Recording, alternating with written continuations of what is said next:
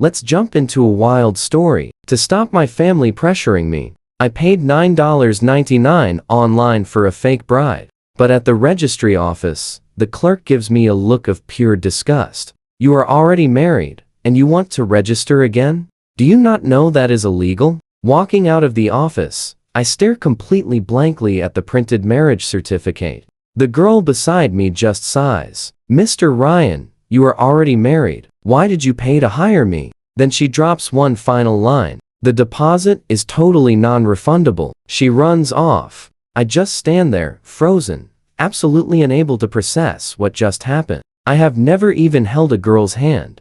So how could I possibly be married? I look down again at the printout in my hand. The guy in the photo is definitely me. As for the mystery woman, her name is Olivia Sullivan. She is absolutely gorgeous, but I have zero idea who she actually is. I grab my phone, snap a picture, and message a dark profile icon. Find out who she is. The reply comes back instantly. Got it. Pushing down my massive confusion, I hop onto my old scooter and ride straight toward the luxury villa district. The second I park my scooter, I hear the servants whispering behind me. Who is he? So handsome. Stop that nonsense. He is the illegitimate son. The Lockwood family refuses to acknowledge him. His mother showed up with a huge belly, demanding some answers. That shameless woman constantly finds excuses to stay in the Lockwood house, but he knows his place. He actually moved out back during middle school. No clue what brings him here today.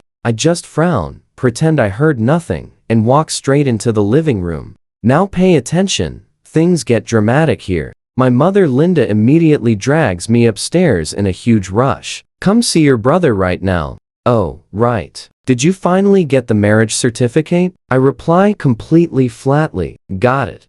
Good. You really need to remember your place. Cindy is your brother's fiancée. A top-tier family like hers is something an illegitimate son like you can never ever dream of. Only your brother is worthy of her. Pure mockery flashes in my eyes. Cindy literally chased me for 4 years in college. But on graduation day, she somehow ended up with my brother Frank. Linda demanded I find someone and get married immediately, just to cut off any romantic possibility with Cindy for good. Ever since childhood, whenever Frank and I had any conflict of interest, she would force me to back down completely, unconditionally. I just look at her coldly. Let us be clear. This is the last time. This is just to repay her for giving birth to me. Linda nods like she understands. We arrive at Frank's room. He greets me with a warm smile. Ryan, what brings you here? Before I can even speak, Linda jumps in. Frank, Ryan got married today. Frank's face shows total surprise. That fast? Who is the woman? Is she better than Cindy? Linda loudly sneers. How could she be? In all of Haichang, no one has higher status than Cindy. What decent woman could he possibly find? Just some random street thug. He didn't even dare bring her here, afraid her trashy look would offend your eyes. Frank's voice carries a very clear hint of jealousy. How could that be? Ryan is so handsome. Otherwise, Cindy would not have chased him for 4 years. Handsome means absolutely nothing. With his status, only some random nobody would marry him. Cindy just treated him like a fun toy, something to play with. Only your status is worthy of Cindy. Now, we both know the photo does not look like a thug, but I do not bother arguing. Right then, Frank finishes putting on his expensive watch. He wants to put on his leather shoes, but his shirt is way too tight to bend over. He smiles slightly and looks at me. Linda immediately shoves me hard. You useless thing. How can you still be so incredibly clueless? Your brother cannot bend down. Hurry up and put his shoes on for him. My expression turns freezing cold. You can put them on him yourself. Ryan, what is with that terrible attitude? Think you can fly the coop just because you married? You are still going to depend on the Lockwood family. Linda raises her voice. If you do not make nice with your brother right now, one day you and your wife will come begging him. Besides, the Lockwood family raised you. You should slave away for the Lockwoods. Before I can even argue back, my father, Richard, suddenly appears at the doorway. A super important guest is coming any minute. What are you all arguing about? Linda immediately starts complaining tearfully. It is this ungrateful brat. He got his marriage certificate today, and now he does not respect me as his mother anymore. Richard looks straight at me. You got married? Why did you not let the family arrange someone for you? Do you have the certificate? Let me see it. Facing this total stranger of a father suddenly showing concern, I pause, then slowly take it out of my bag. The very next second, Linda aggressively snatches it away. Let me see what your thug of a wife is actually called. Meanwhile, Frank asks curiously, Dad, who is coming? Why are you so nervous? Richard thinks of that person and instantly feels his home has been blessed with massive honor. Then he excitedly drops a name, Olivia. Hearing that name, I freeze. Seeing our confusion, Richard proudly explains, you would not know her. Where do we go from here? She is super mysterious. I have never seen her either. Cindy's aunt is only 28. Stick with me. She actually runs the whole Sullivan family. Linda gasps in pure shock. Doesn't that make her a way better match than Cindy? Honestly, being the absolute boss of the Sullivan family sounds infinitely cooler than just being some eldest granddaughter from the main branch. Richard snaps back, annoyed. What are you saying? Miss Sullivan is already happily married. I narrow my eyes. Married? If the woman on that certificate is truly her, then Olivia definitely has to know what is actually happening. Linda feels pretty disappointed. Who is her husband? Even luckier than Frank is. Richard frowns, deep in thought. No clue. People say neither she nor her husband enjoys social parties. So why is she showing up in person today? Linda declares with pure confidence. It must be because Frank is just so amazing, completely catching the Sullivan family's attention. Saying that, she shoves the unread paper right back into my hands, grabs onto Frank, and laughs out loud with pure mocking excitement. Look at her. She is way more invested in Frank than Mrs. Lockwood, his actual mom. Right then, the butler comes upstairs to announce the Sullivan family is arriving soon. Hearing the news, Richard instantly rushes downstairs. Passing by me, he casually mentions, you have not been home in ages. Stick around and grab a drink to help us celebrate. I just nod along. I want to stay and see who Olivia truly is. Back inside the room, Linda stares at Frank, who is about to marry into an absolute elite family, with totally uncontainable joy shining bright. Over 20 years ago, if Sophia had never shown up, the person marrying Richard would have been Linda. That is why she despises Sophia. Watch this closely. As payback, seeing Sophia deliver a baby on that exact same day, she totally swapped both babies at the hospital. Now, her real son, Frank, gets to be the Lockwood young master, while I, the true heir, became the completely despised, fake illegitimate child. Heading downstairs, I just lean against the dark, shadowy corner near the staircase, staring right at the doorway, quietly waiting for the Sullivan family. After a little while, Mrs. Lockwood, Sophia, comes down, supported by a maid. She wears a purple dress, her thin figure radiating pure, gentle elegance. The young servant whispers, Madam, your health is poor. Maybe you should stay upstairs. Sophia shakes her head while gently coughing. No, this is an incredibly important day for Frank. I cannot miss it. I watch her walk, my eyes filled with total childlike adoration and respect. It is honestly laughable. In this whole Lockwood family, she remains my only source of true warmth. Growing up, Linda regularly refused to feed me. Once Sophia caught her doing that, she began quietly leaving warm food out in the garden just for me. This secret lasted 12 years. Without Sophia showing such kindness, I probably would have completely given up on myself way back then. Watching Sophia walk further away, hearing her soft coughs echoing back every so often, I frown with deep worry. Suddenly, a huge stir erupts at the front door. The Sullivan family has arrived. Richard and Sophia quickly greet them at the door. After a super quick exchange of polite words, they step back. A powerful group sweeps grandly through the doors, and I instantly spot Olivia. Her face is far more beautiful than the photo, her aura icy and sharp. Catching my stare, she suddenly looks over. You felt that too, right? Her sharp look stops my heart. I try reading her eyes, but Olivia instantly looks away, leaving me totally confused. Does she recognize me or not? Richard smiles flatteringly. Miss Sullivan, where is your husband? He did not come with you. The second he asks, I feel Olivia glance my way again. He is busy. Just like that, the crowd ushers her straight into the reception hall. Cindy, who chased me for 4 whole years, follows behind. In a formal dress, she looks far more mature and composed than in college. Missing me entirely, she just casually chats with Frank. I stand quietly off to the side, but Linda violently grabs my arm. Lowering her voice, she angrily scolds. Ryan, why are you still here? Do not tell me you still have not given up on Cindy. She is officially your sister-in-law now. I instantly shake her off with a mocking smile. Relax. I have absolutely zero interest in being someone's side piece. Mr. Lockwood asked me to stay for a celebration drink. Ever since I can remember, I always called Richard Mr. Lockwood. Linda loudly grits her teeth. That was just him being polite. You actually believed it? I see you truly do not know your own worth. On a massive occasion like today, even I stay away to avoid embarrassing the Lockwood family. Is a fake illegitimate son like you really fit for that table?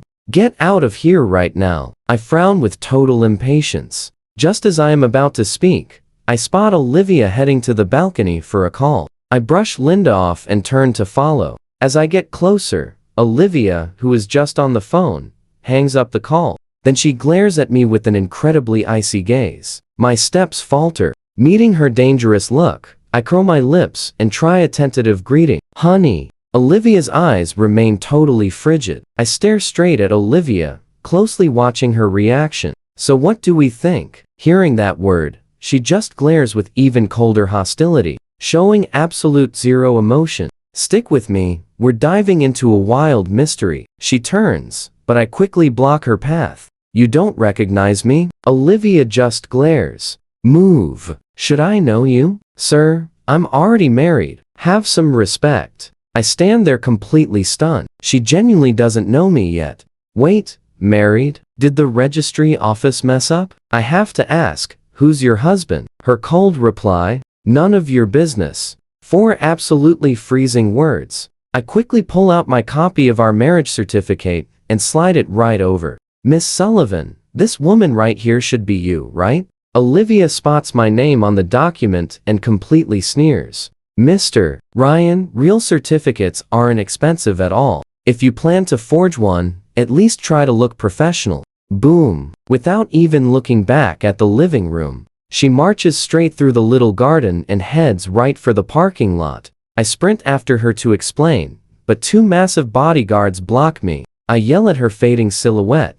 Miss Sullivan, this certificate is totally real. If you don't believe me, just check the registry office yourself. But Olivia simply hops into her fancy car and speeds off. Only her personal assistant stays behind. Heading back to the living room, I bump right into Frank, who just saw me pestering Olivia. His eyes narrow sharply. Richard looks super anxious. Why did Miss Sullivan just leave? Were we not polite enough to her? Frank clenches his fists, muttering nervously, I just saw Ryan bothering Miss Sullivan. She stormed off angry and said we need to discipline our family. Ryan pulling a crazy stunt like this? Will the powerful Sullivans think we have zero manners? Richard's face instantly goes dark. Now, you and I need to watch closely. I lose Olivia on my scooter, but suddenly, my phone rings. A woman speaks up. Boss, I found Olivia's info. She's actually the second daughter of the massive Sullivan family. Patriarch. Rumors say she's incredibly cold and decisive. That's exactly why they sent her abroad as a kid. Everyone thought the entire Sullivan empire would just go to the eldest son. But literally no one expected Olivia to randomly show up last week. Nobody knows her exact brilliant tactics. But she forced Master Sullivan to step down and took total, direct control of the entire group. I frown deeply. Get her contact info and schedule. I'll find her later. Hanging up, I rub my temples. This is getting so incredibly complicated right now. With Olivia's status, seeing her isn't easy. I really shouldn't have run my mouth today by calling her honey and scaring her off. I sigh, start up my totally beat-up scooter, and head home slowly. I leave the bustling city center far behind, finally arriving at a quiet suburban village. When I moved out of the Lockwood house back in middle school, I didn't have much money at all and could only rent a super old place here. I got used to it and never moved. We know things always get weirder, right? As I turn the corner towards home, an old lady in her 90s suddenly darts right into the road. I slam the brakes hard, barely missing her. At first, I think she's a scammer, but I quickly notice she is dressed very elegantly. Around her neck hangs a tag with the contact number on it, plus a tiny note at the bottom. If this person is lost, please call this number. A generous reward will be given. Clearly, the sweet old lady has Alzheimer's. I immediately pull out my phone and type the number from the tag. But out of nowhere, the dazed old lady grabs my wrist, her eyes completely lighting up.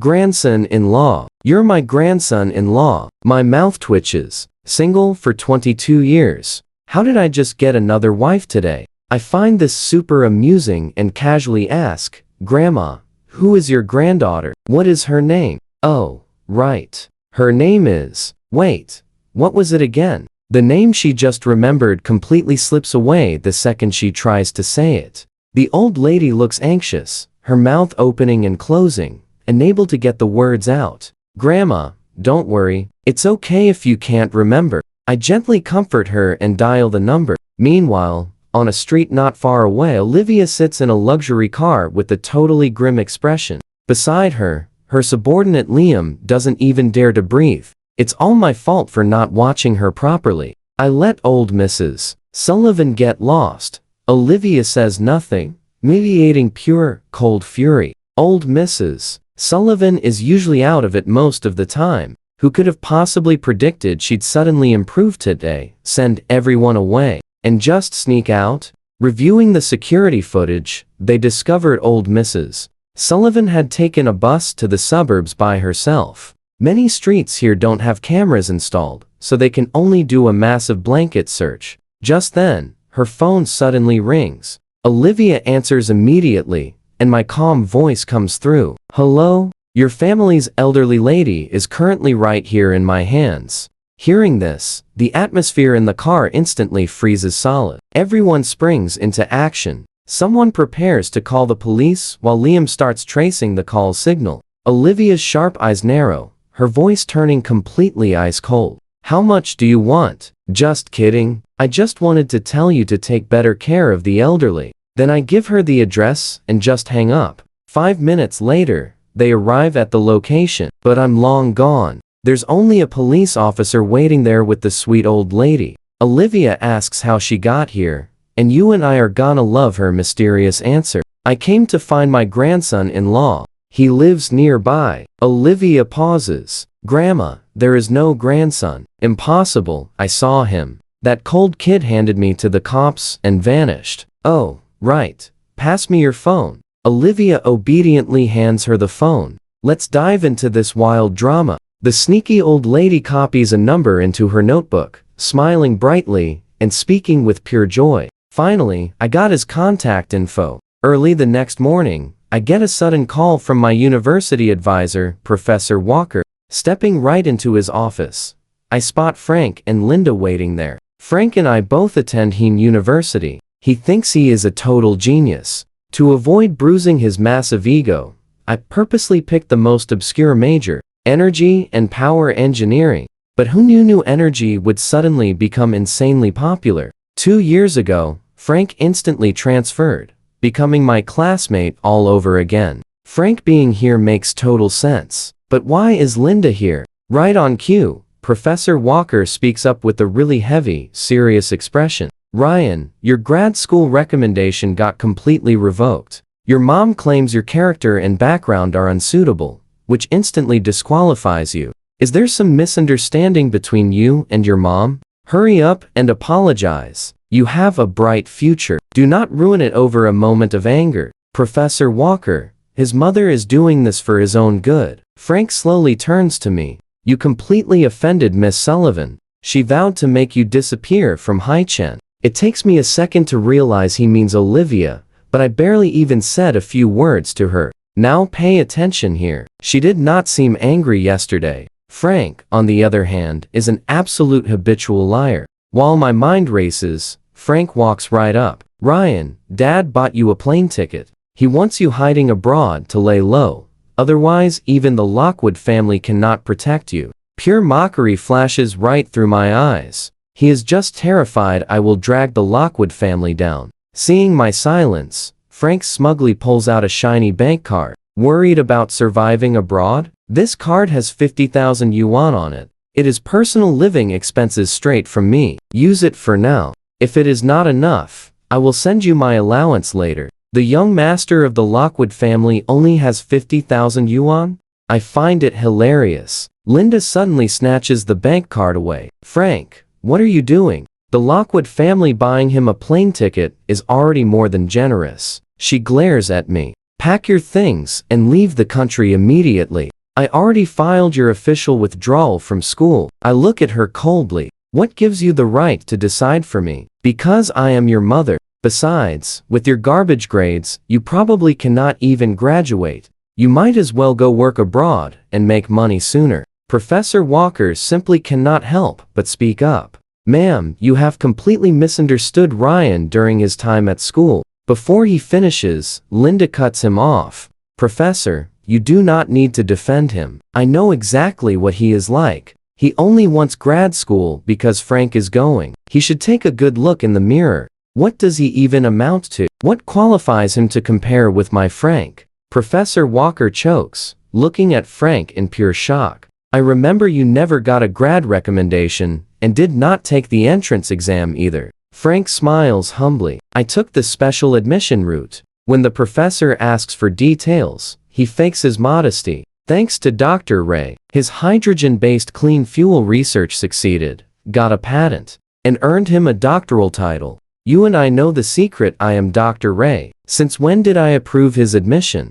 For years, I have secretly supplied tech support to the Lockwood Corporation as Dr. Ray, and I completely faked my backstory as a sponsored student. Meanwhile, Frank just keeps spinning lies. My mom sponsored Dr. Ray's education, so after finishing his studies, he came to our family, constantly calling my mom his absolute savior. All these years, he provided tech support to our company. He definitely will not refuse me. Professor Walker completely believes it and asks where Dr. Ray works. Frank smirks. The dean will soon invite Dr. Ray to teach at our university. Professor Walker is delighted and turns to me. Ryan, your research direction is exactly the same as Dr. Ray. When the time finally comes, I will introduce you. If Dr. Ray puts in a good word for you, maybe your graduate recommendation can actually be saved. Frank totally pretends to be concerned. Professor Walker,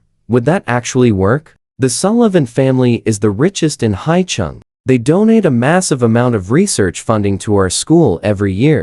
Dr. Ray is in high demand right now. If he steps up, the school will definitely take his side. Frank lets out a sigh. But Dr. Ray only does favors for my mom. If I ask, he would help me wholeheartedly. But Ryan is my dad's illegitimate son and stands against my mom. Ryan, want me to ask Dr. Ray for you? I refuse, with a cold smile. Frank is acting like a pathetic clown. So what do you and I make of this? I tell Professor Walker I never wanted grad school anyway. Linda just sneers. Do not even bother trying. Stick with me here. Linda actually thinks offending Miss Sullivan means he will never find a job in this entire city again. But Professor Walker is absolutely fuming. He turns and gently offers me a spot as his teaching assistant if I am struggling. That warms my heart. I tell him Miss Sullivan and I just had a tiny misunderstanding. That will easily get cleared up. Frank clenches his fists, looking totally jealous.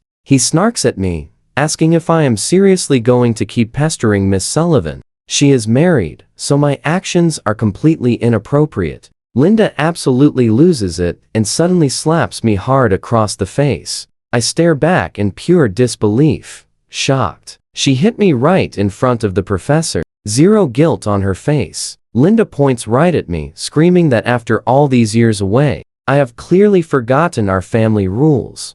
She demands I apologize to Frank immediately and swear to stay far away from the Sullivan family. All the warmth fades from my eyes, leaving only absolute ice. My past warnings meant nothing to her. Does she really still see me as that weak, clueless little kid who used to worship Frank? Since talking fails, I am done holding back. Meanwhile, Frank watches from the sidelines, feeling completely smug. He remembers how I used to grovel, never fighting back. Then, years later, he runs into me again, here at the university. To him, I look poor and shabby, yet here I am, daring to stand up completely straight. He figures I forgot my place without his bullying. He is thrilled Linda is finally teaching me a lesson. Now watch closely, because everything changes here. As Frank smirks, expecting an apology, step right up, raise my fist, and absolutely deck him right in the face. Frank is completely stunned,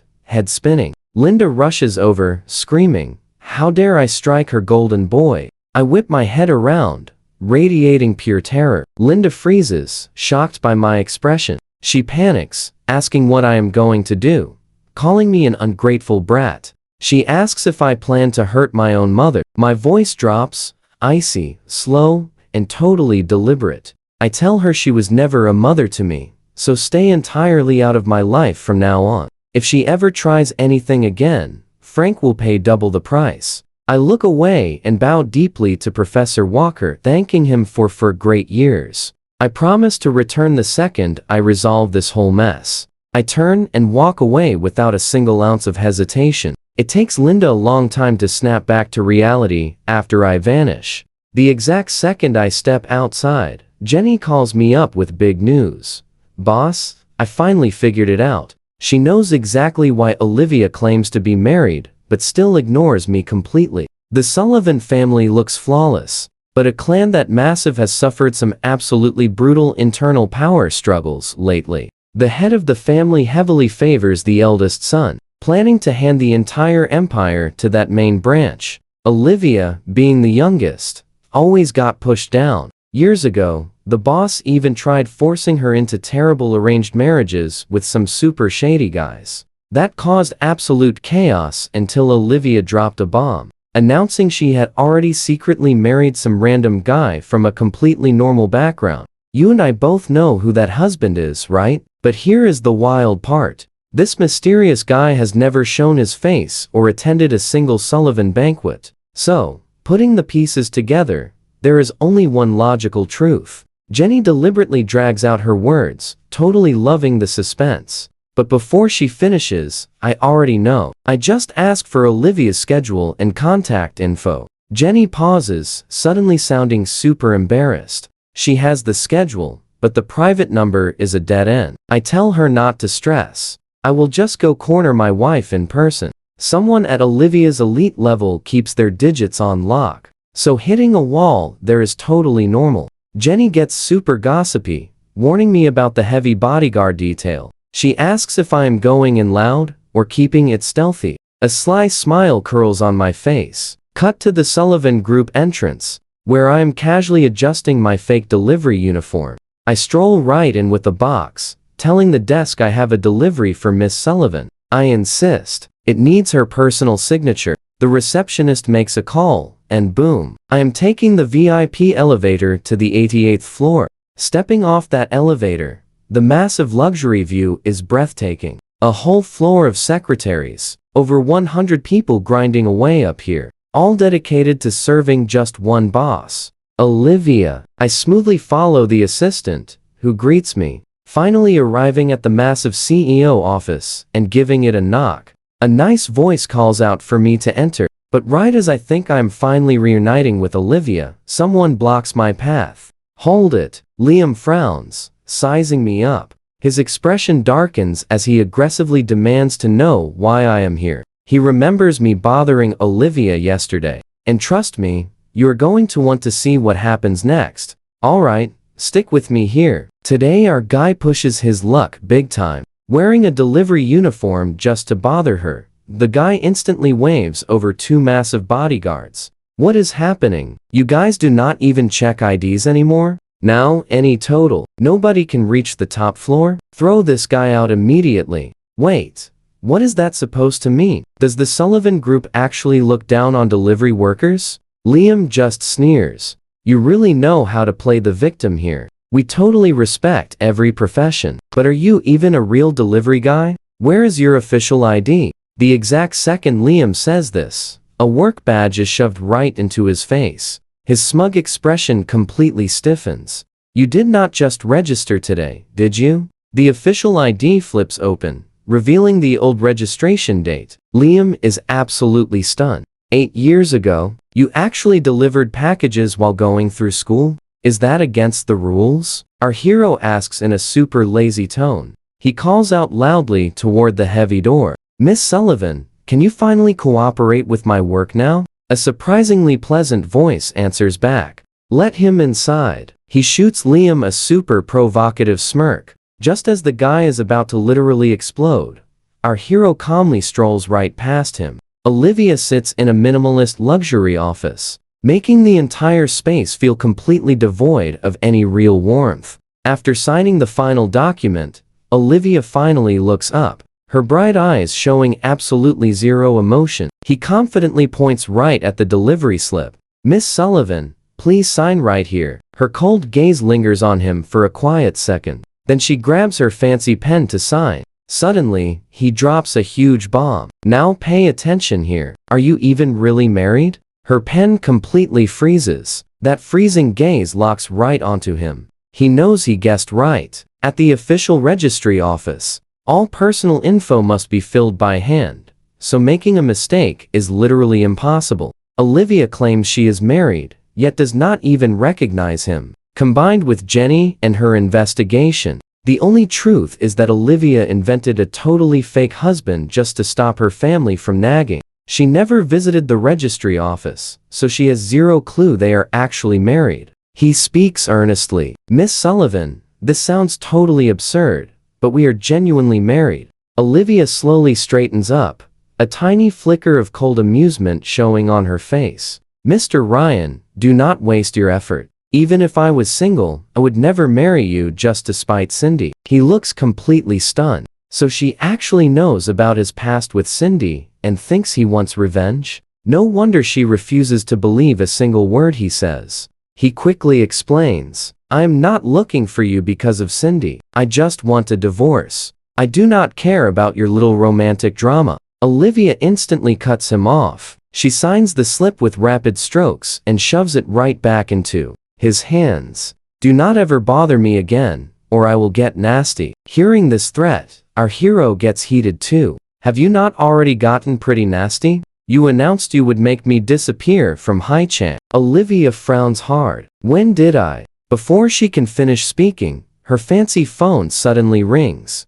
It is her grandma's special ringtone. She answers immediately, and the panicked caretaker speaks up. Miss Sullivan, the old madam is totally missing again. Olivia rushes out anxiously. He tries following to clear things up, but Liam aggressively blocks him. Mr. Ryan, suggest you stop here. Just like that, he gets escorted out of the Sullivan Group building. Reaching his front door, he suddenly turns around. And you and I totally did not expect this. That exact same old lady is sneaking quietly right behind him. He just sighs helplessly. Right as he is about to speak, the old lady firmly grabs his wrist. Grandson-in-law, do not even think about abandoning me again. Back inside his tiny rented apartment, the old lady sits down and chugs 3 whole cups of water in a row. He frowns and speaks earnestly. I really am not your grandson-in-law. She nods. Yes, you are. The little old lady is incredibly stubborn, holding her cup and instantly gulping down another one.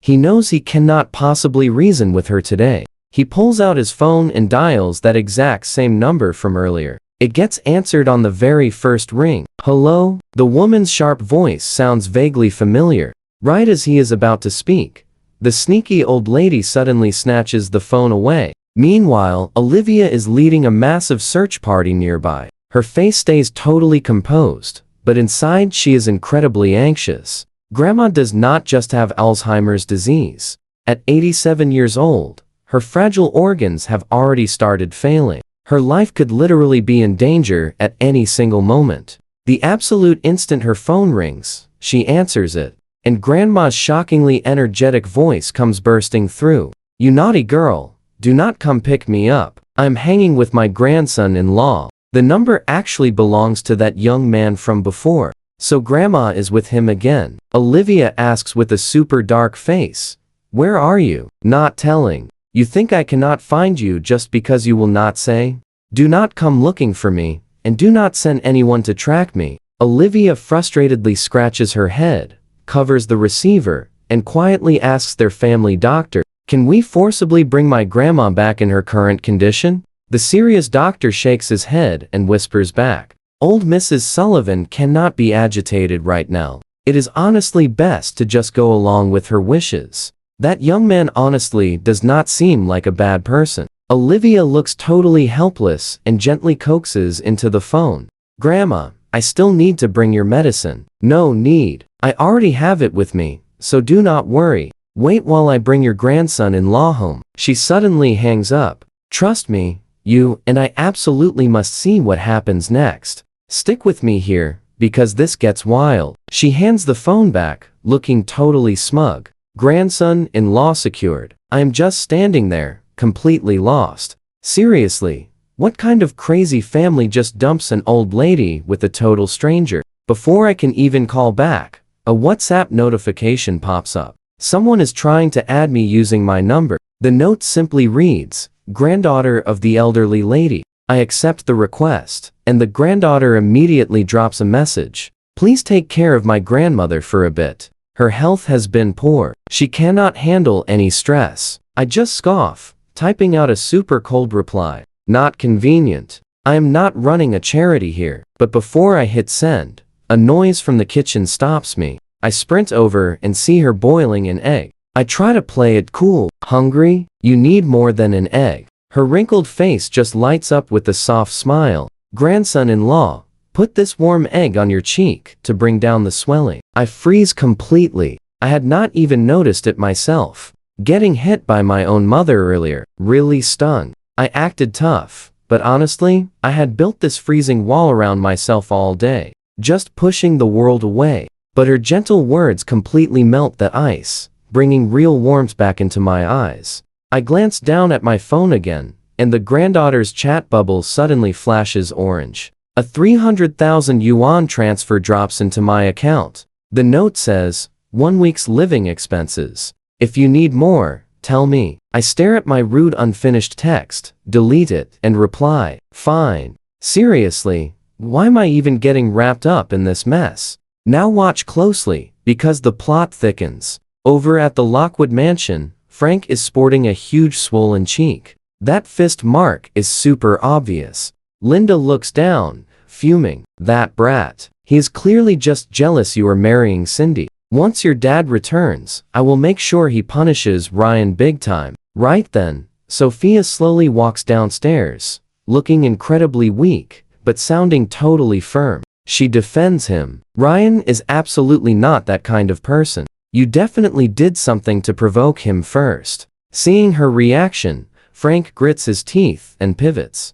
"Mom, can you ask Dr. Ray to be a professor at Haiching University?" Sophia instantly shoots him down. "Frank, you cannot just use past favors for your own selfish gain. Besides, Dr. Ray has already done way too much to help our family company." Frank does not even blink. "Haicheng is literally the best university around here. Maybe Dr. Ray actually wants this gig. We would just be pulling strings to connect him. Think of it as finally returning the favor for his help." That logic somehow works for Sophia. She pulls out her phone, opening up WhatsApp. "Fine, I will just ask him." Frank slides right next to her, whispering, "Dr. Ray did a ton for us, but any debt we owed him is totally settled by now. Shouldn't we throw a massive banquet for him? You can ask him face to face. Much better, right?" He always says yes to whatever Sophia asks. If he shows up, Frank plans to beg to be his graduate student.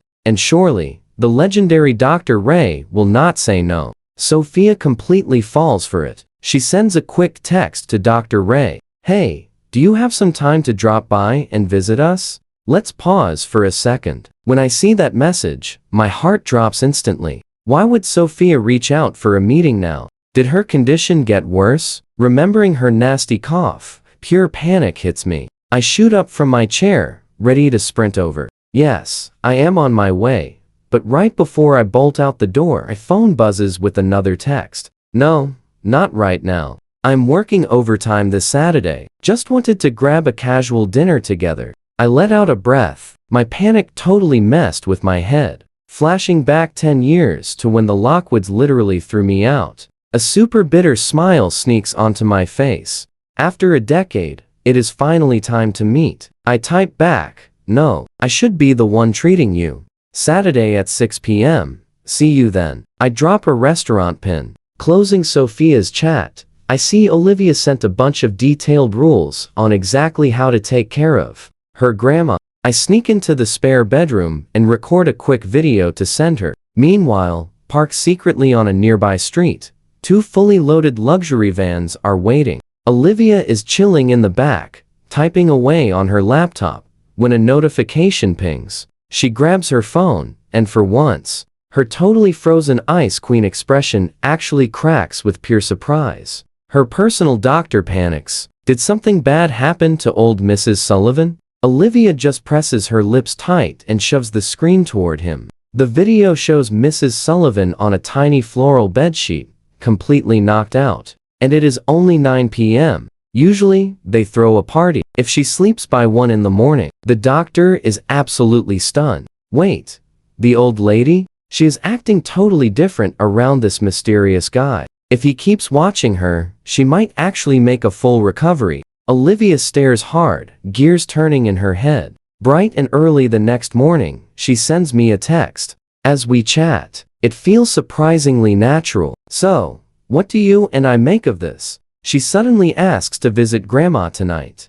Of course, swing by anytime. I fire over the address to her. Stick with me here. I'm just waiting around outside, totally bored. When a very familiar voice calls out, I turn around. Yep, it's Cindy. That sweet, kind face I remember, completely gone. Now, she's glaring right at me. Back in college, I was a loner, but Cindy, super warm, outgoing, and always right by my side. My only real friend. Now though, things are just incredibly awkward. I hesitate a second. You need something? Cindy just sneers. Frank exposed your real background. Why hide it? While I, a total fool, chased someone like you for 4 whole years. Was playing me really that fun for you? My chest tightens up instantly. I honestly never thought 4 entire years of a solid friendship could be shattered this ridiculously easily. I take a step back, creating some space. But Cindy steps right up and demands an answer. Nothing to say to me? I just let out a cold laugh. Nope, if she's judging my background, I'm out. This friendship clearly isn't worth saving anymore. My total indifference seriously ticks Cindy off. As I start walking away from her, she grabs my wrist without even thinking. You cannot leave. I look right back at her. Anything else? Her face tightens, pure anger bubbling up inside. She completely misses it. She let go first, right? So why exactly does it feel like she's the one getting left behind now? Then her mocking voice cuts through. Still doing odd jobs around here, huh? Guess you never found a real career, right? Why not be my personal assistant? I rip my hand away and refuse her ice cold. I'm afraid I do not qualify. But Cindy won't quit. You won't do anything. I have a nice apartment near my office. Just live there and serve my daily needs. 50,000 yuan a month. Enough for you? My eyes go totally icy cold. You seriously want me as your kept man? Now watch this. It gets vicious. Cindy scoffs. You're qualified. Your mom was a side piece. You basically grew up in that toxic environment. Call it family tradition. You'd be an absolute pro. Hearing that, I shove her to the ground, glaring cold as ice. Enough. But when she stands back up, she actually just starts laughing. I'll give you some time to think. Change your mind? Come find me. Dropping those toxic words, Cindy finally walks right away. I just laugh bitterly. Later that evening, Olivia gets off work and heads straight to the old suburban neighborhood. carrying her medical supplies. She knocks on the exact address door, leave to see Grandma looking healthy. Olivia finally checks out. The place. A cozy 60 square meter apartment, super clean. But wait. The sound of running water is coming from the bathroom. Someone's showering in there. Olivia quickly looks away, totally startled. The family doctor tries following her inside, but she stops him instantly. Hand me the equipment. Just wait in the car. Olivia rushes to check Grandma's blood pressure, blood sugar, and heart rate. Maybe Grandma just slept perfectly last night, but every single reading is incredibly healthy. Old Mrs. Sullivan beams. My grandson-in-law takes amazing care of me. Seeing is believing. Olivia finally relaxes completely. She glances toward the bathroom once more before packing her kit. Since you are perfectly fine, I should really get going. The old Mrs. Sullivan is totally surprised. You're not staying for dinner? My grandson-in-law cooks incredibly well. It's just not convenient. Olivia places the medical gear down. Leave this stuff here. Old Mrs. Sullivan's eyes dart around. Take it away. My grandson-in-law can't use it. And I definitely do not want Dr. Fang visiting. I want you to check on me every single day. Before Olivia speaks, the bathroom water stops. I bet you can guess what's next. She jumps up instantly, snatches her medical case, and scrambles out, totally flustered. I'm leaving. I'll visit tomorrow. The second the door clicks shut, I step out of the bathroom fully dressed. Where's your granddaughter? She already left, mumbling about it being inconvenient. She's just way too serious, always making that long face. Grandson-in-law, is that exactly why you don't like her? She can definitely change. I am not your grandson-in-law. Yes, you are. I feel entirely helpless. Over these past 2 days, I've realized the old lady is incredibly sweet, agreeing with literally everything I say, except this one completely stubborn delusion. Then, just a few days later, she suddenly announces she needs to head home for some clothes. So, I text the granddaughter asking for their address, but the absolute second I open that location, I completely freeze.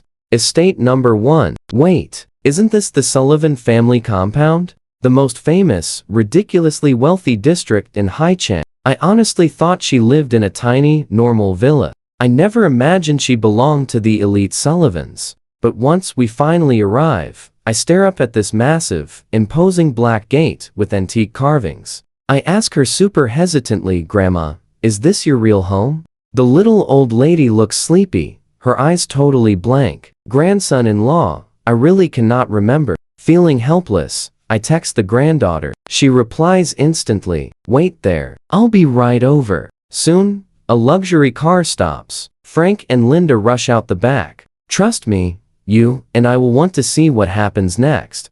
Alright, stick with me here, we are jumping straight into some wild drama today. Linda glares, totally shocked to see Ryan outside the Sullivan estate while she chaperones Frank. She noticed someone hanging around the front gates from afar. But never in a million years did she think it would actually be him. Frank glares at the locked gates. Ryan, are you seriously bothering Miss Sullivan again? That sets Linda off completely. You useless trash. Do you have any idea what day it is? Back off right now. If you mess up Frank's big engagement, you're done for. I absolutely despise these two, but with the old lady here, I keep quiet.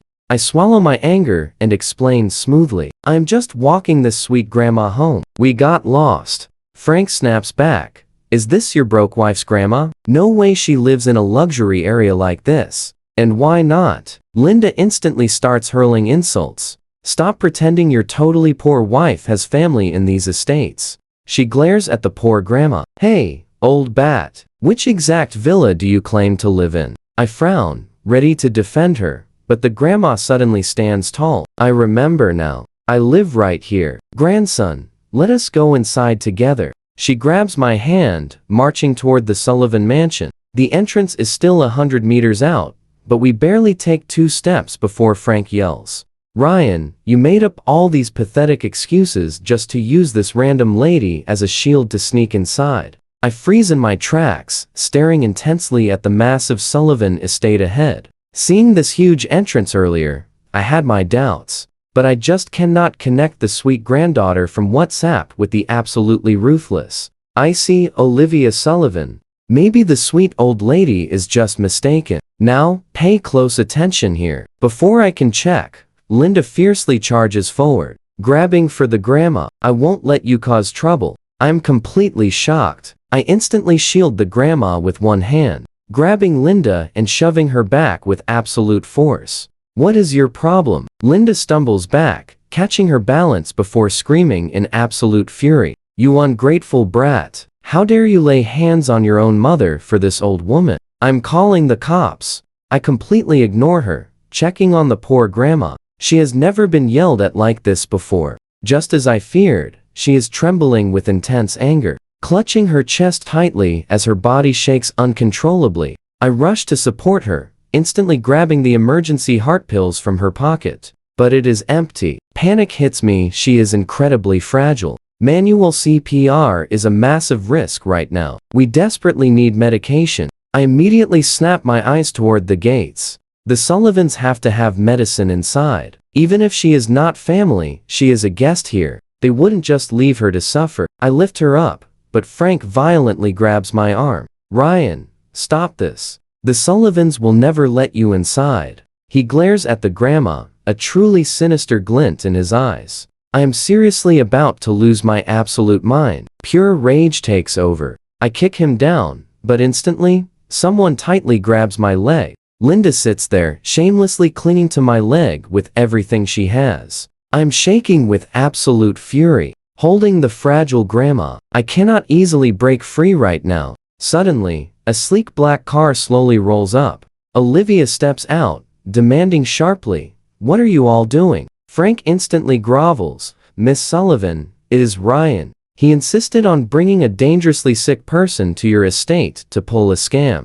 I am so sorry I failed to stop him. You and I both know what happens next." Olivia realizes the person I am holding is her own grandma. She absolutely panics, rushing over. Her grandma is literally her entire world, but her health has been fading for years. Olivia is completely losing her mind with panic. No time for long explanations. I yell, "She is having a severe heart attack right now. Her emergency pills are completely gone. If we can just get her medicine inside quickly, she will pull through." Olivia bites her lip hard, gently taking her grandma from my arms, and sprints into the estate without a single backward glance. I am stuck because Linda is still gripping my leg. Frank looks super confused, but Linda finally lets go, dusts her clothes, and sneers.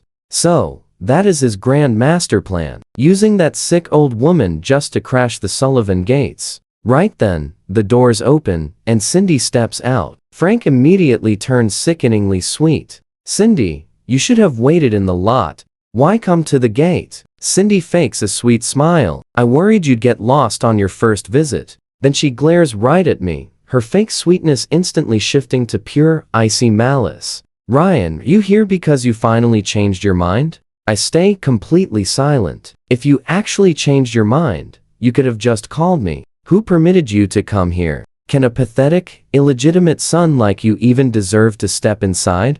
Cindy laughs coldly. "But if you are that desperate to peek inside, we can arrange it." "Cindy, you misunderstand.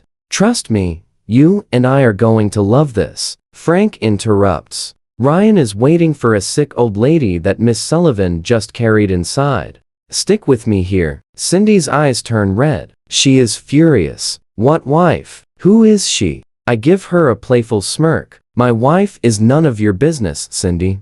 She snaps back. "Nothing to do with me? We will see who marries you without my permission." Frank jumps right in. His mom says she is just a street thug. Cindy grips her hands tight. "So you ruin your own life? Fine. A fake son and a thug make a perfect pair." Frank keeps stirring the drama. Ryan cannot handle it either. That is exactly why he bothers Miss Sullivan today. I let out a confident laugh. "Frank, you call yourself a Lockwood, young master, but your mind is just full of absolute garbage. Is that your best?" Frank freezes up, hearing my words, clenching his fists tight. "You want revenge on Cindy and me, but Miss Sullivan is happily married already. You really should not ruin a good marriage, Ryan. Cindy fumes at those words. She waited till whole days for my call, hoping I would finally come crawling back to beg her. She might forgive me, but she never expected I would already find an amazing wife.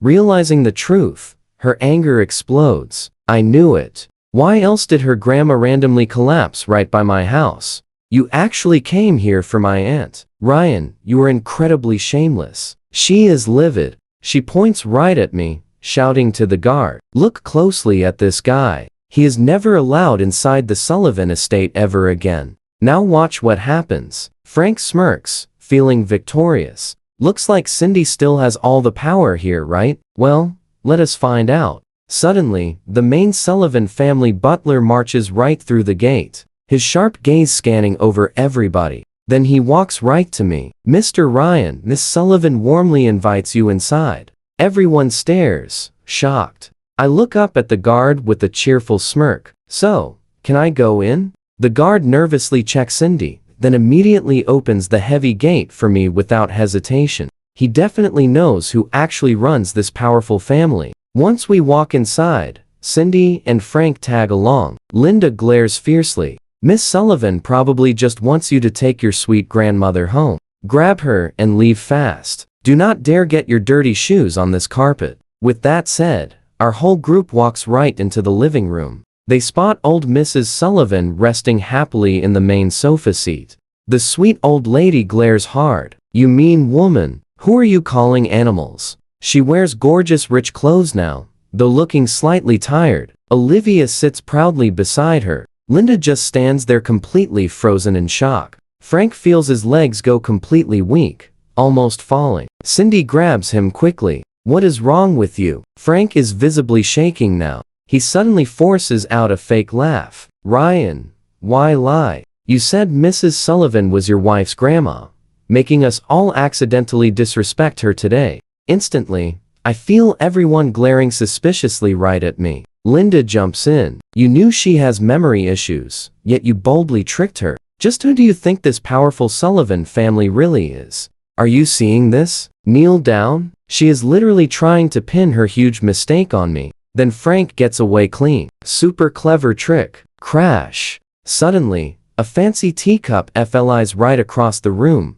tossed by old Mrs. Sullivan, hitting Linda perfectly. Hot tea spills everywhere, but Linda stays totally quiet out of fear. "You jerk." Old Mrs. Sullivan snaps loudly. "He is my wonderful grandson-in-law." Linda, holding back the pain, replies, "Madam, he is deceiving you. I am positive his wife is just some thug. No need to argue here, just ask the person involved." Cindy's mom steps up now. "Olivia, is he honestly your husband?" I look calmly at Olivia, waiting to hear the expected answer. "No." What an incredibly ungrateful lady. True frustration fills my eyes. Frank smiles brightly, letting out a big sigh of relief. Linda smirks confidently. I knew Ryan planned this whole thing. I let out a light laugh, ready to talk, but Olivia speaks up again. "Grandma was confused, so I kindly asked Mr. Ryan to help watch over her for a while." Complete silence fills the room. Total shock. After a tense moment, Frank looks down.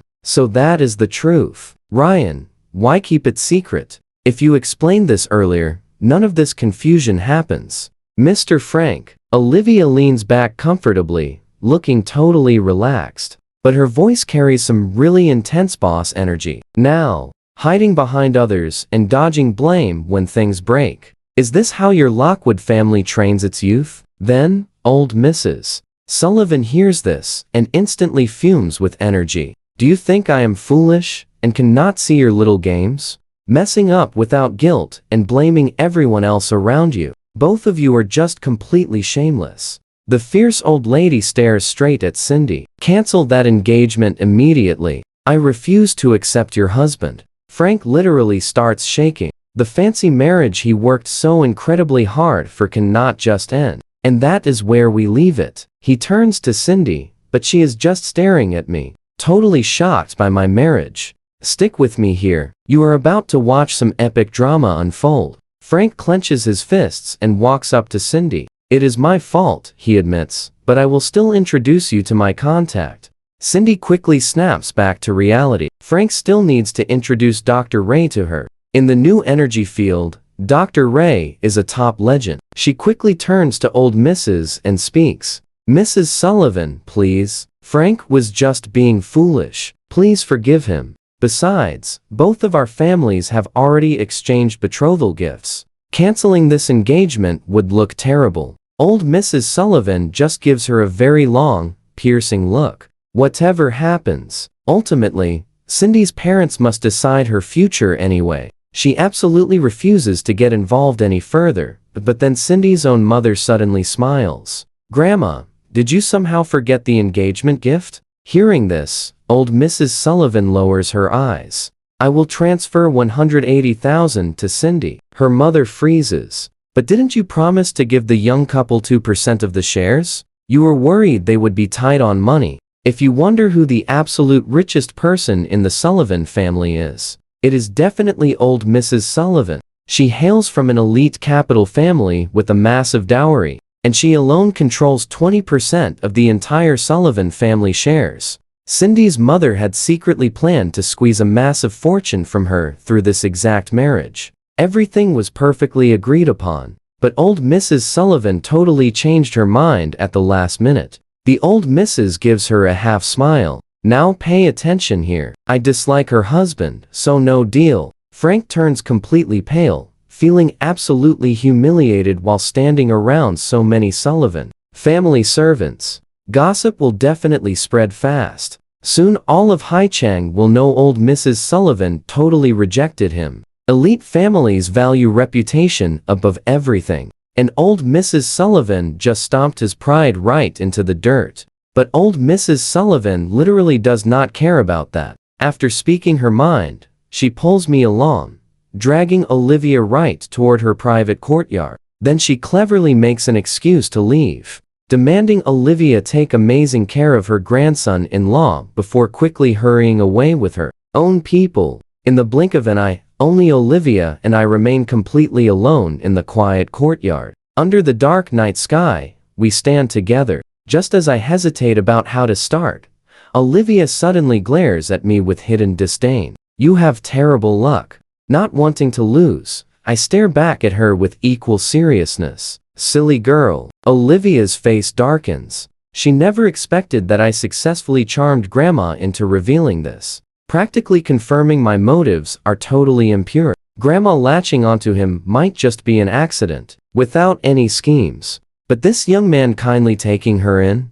It could totally be because Grandma accidentally revealed her true identity. I throw a quick jab right back at her. But I remember our main business. I know what you are thinking. I remind her about that text message. Promise. Can you please come verify our actual marital status at the registry office? Olivia's face darkens completely. She speaks sharply, with clear impatience. Fine. But if this turns out to be totally false, stop using my grandma as an excuse to bother me. Suddenly, old Mrs. Sullivan's head happily pops right out the window. You naughty girl, are you seriously bullying my grandson-in-law? Hearing this, Olivia's expression instantly stiffens. Our dinner is pretty simple. 4 dishes and soup. Absolutely perfect for 3 people. But old Mrs. Sullivan eats nothing. After a couple bites, she sets down her chopsticks. Grandson-in-law, I am exhausted. Let's go back. Please rest up. Stay here and rest tonight. This courtyard is basically a mini hospital, totally equipped with essential medical machines. Old Mrs. Sullivan nervously grabs my hand. Then, can you stay and keep me company? I frown and watch Olivia. Honestly, I am extremely worried about her too. But Olivia obviously despises me, suspecting I am using her grandmother to get closer to her. She would never agree. Olivia falls silent for a brief second, then sighs. Fine. She gives me a meaningful glance, clearly warning me to avoid having any kind of improper thoughts. After dinner, I carefully walk old Mrs. Sullivan to her bedroom to rest. She is truly exhausted tonight, having survived yet another major health scare today. The moment she lies down, she instantly drifts off into a groggy state. She sleeps incredibly restlessly, leaving me no choice but to guard her bed. Outside the window, Olivia wears a very serious expression. What is really happening with Grandma? The family doctor once studied psychology. He sighs deeply. Although I honestly cannot understand why old Mrs. Sullivan fixated onto this specific young man, I can basically guess why she is so anxious, terrified that her new grandson-in-law might suddenly leave. Then the family doctor sadly glances at Olivia. Old Mrs. Sullivan probably feels she won't survive this year. She fears that once she passes, you will have nobody left to bond with. This grandson-in-law is the only trusted person she can leave to protect you. Olivia freezes slightly, her dark eyes churning with heavy emotions she just cannot suppress. Eventually, she completely calms down again. She stands in the moonlight, looking as if she might merge entirely with the darkness behind her. She strides toward the house. Trust me, you and I must see what happens next. Stick with me here. Frank is suffering through dinner after losing 2% of the shares. Cindy's mother, May, is absolutely furious, throwing non-stop veiled jabs. Isn't Ryan supposed to be your family's illegitimate son? How exactly is he charming? The old Mrs. Sullivan so easily,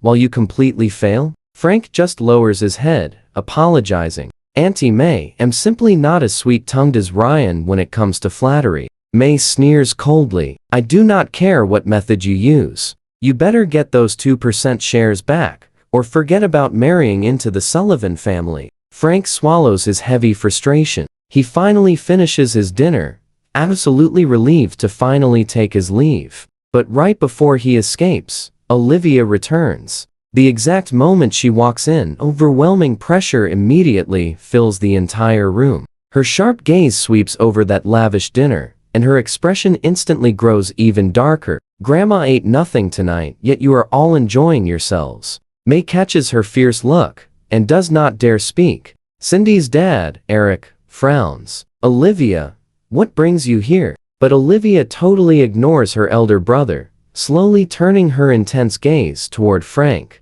Since their engagement has not been called off, he is now considered a part of the Sullivan family, right? Since he is a Sullivan, he must follow Sullivan rules. He disrespected an elder today. His punishment? Kneeling inside the ancestral hall for one whole night. Without even waiting for any response, Olivia waves to the strong people behind her. Two bodyguards walk up. Mr. Frank, please. Frank looks pleadingly at Cindy, but she clearly will not dare defy the powerful family head. Taking a heavy breath, he has absolutely no choice but to follow the bodyguards. Right before leaving, he hears Cindy ask, Auntie Olivia, what about Ryan? Did he leave? Then comes Olivia's icy warning reply. Watch closely here. He is my guest, staying tonight. Frank follows the bodyguards to the ancestral hall. Lady Olivia said you two are not married yet, so you cannot enter the ancestral hall. Kneel outside. Outside is a freezing stone floor. Frank wants to argue, but the two bodyguards just stand there, watching him coldly. The night is incredibly cold. Frank shivers, the biting frost seeping right into his aching bones. He tries to cut himself some slack, but those two giant bodyguards just stare at him like terrifying gatekeepers. They say absolutely nothing, yet their terrifying presence is bone-chilling. Waking up the next day, I find myself in bed, covered by a cute pink blanket that totally clashes with old Mrs. Sullivan's room decor. I brush it off quickly. After washing up, I join old Mrs. Sullivan and Olivia for breakfast. A plate of fried sugar cakes sits on the table. Old Mrs. Sullivan immediately reaches for one. Olivia frowns. Grandma, your blood sugar is way too high. You cannot eat oily, sugary food. As she wonders how to stop Grandma, she hears me say calmly, Grandma, this sugar cake is not good for you. Then, the stubborn little old lady just shoves that sweet sugar cake into my mouth instead. She smiles sweetly. Grandson-in-law, I picked this one just for you. Olivia studies me closely, totally confused why Grandma listens to me so much. I eat the sugar cake without hesitation, then calmly look at Olivia. By the way, for the marriage registry office later, you need to bring your ID card and the household registration booklet. Old Mrs. Sullivan asks curiously, why are you going to the registry office? We already lost the marriage certificate. But to our complete shock, the very moment I say this, old Mrs. Sullivan speaks up. It is not lost. She hurries to the bedroom, quickly bringing out 2 red marriage certificates, handing them to us. I stare at the marriage certificate in my hand in absolute shock. You saw this coming, right? She called me grandson-in-law the very first time we ever met. She knew all along we were married. I feel like I just grasped a thread of the hidden truth. I immediately ask her, Grandma, why is this marriage certificate with you? Old Mrs. Sullivan suddenly freezes, her eyes becoming a bit hazy. I cannot remember. Then how did Miss Sullivan and I get married? Old Mrs. Sullivan keeps frantically shaking her head. I do not remember. I'm getting pretty anxious now. Grandma, please think harder. Enough. Olivia snaps in a dark, low voice, stepping forward to block me from Grandma. She looks at me with pure cold detachment. Ryan, this marriage certificate is actually real. Are you going to say there is no need for the registry office now? So, this was your tricky goal all along. First, you used the excuse of the registry office to pester me, then trick Grandma into producing this fake certificate to make her fully believe it. I sense a terrifying intent in her sharp tone, and I find it completely baffling. We do not have to go today. Divorce is not something you can just settle with one trip to the registry office. For 2 whole years, we have been legal spouses with many asset division issues. So we must sign a divorce agreement first. No way. Olivia finishes and watches me carefully. She sees me pause briefly before I reluctantly reply, suit yourself.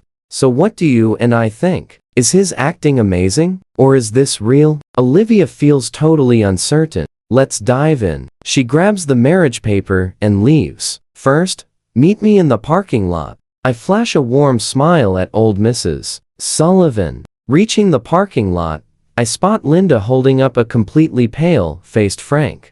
Seeing me step outside, she storms over angrily. You have to help your brother. Ryan, you are illegitimate, but the Lockwood family ignored your background and raised you anyway. Surely, you can appreciate all their hard work. You must repay the Lockwoods. I have endured 20 years of this constant brainwashing, and honestly, it is hilarious. Catching my silence, Linda pushes harder. Now that you are fully grown, you finally have a perfect chance to repay the Lockwoods.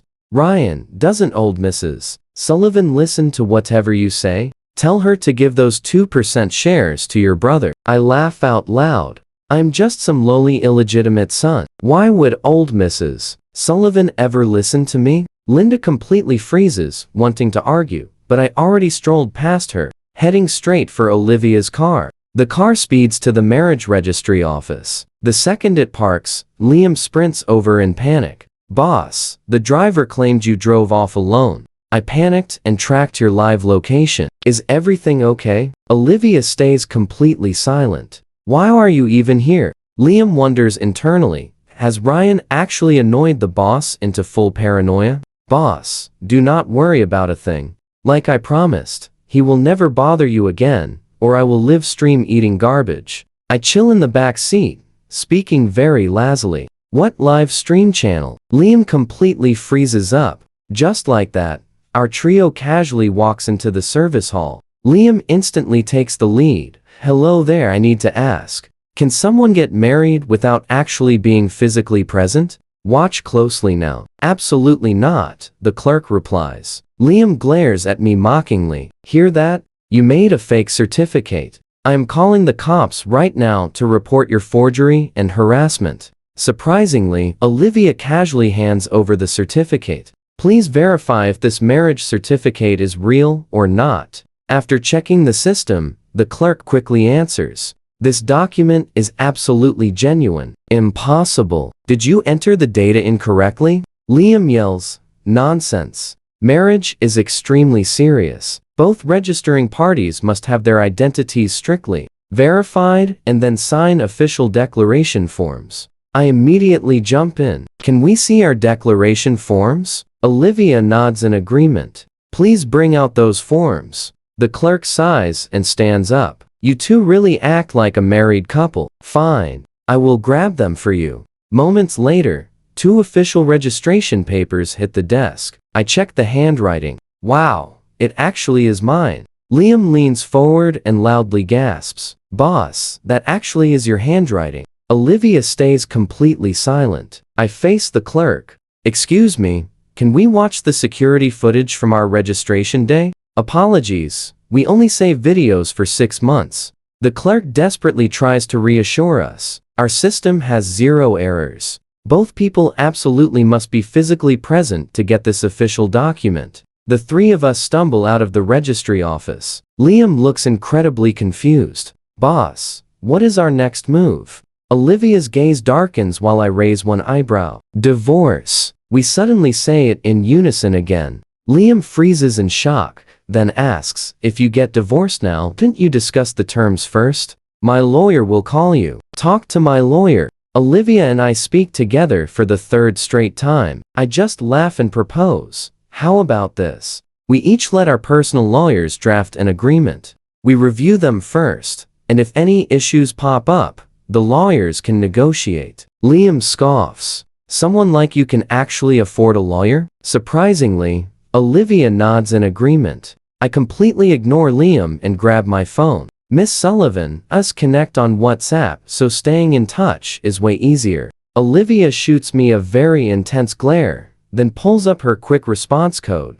You saw this coming. I scan her code. The chat displays my saved contact name, silly granddaughter. Her expression darkens instantly. I'm totally embarrassed too. I forgot we were already connected. Facing her terrifying glare, I awkwardly clear my throat. That contact name was completely random. I instantly change her name to Silly Girl, drop a quick goodbye, and flag down a cab.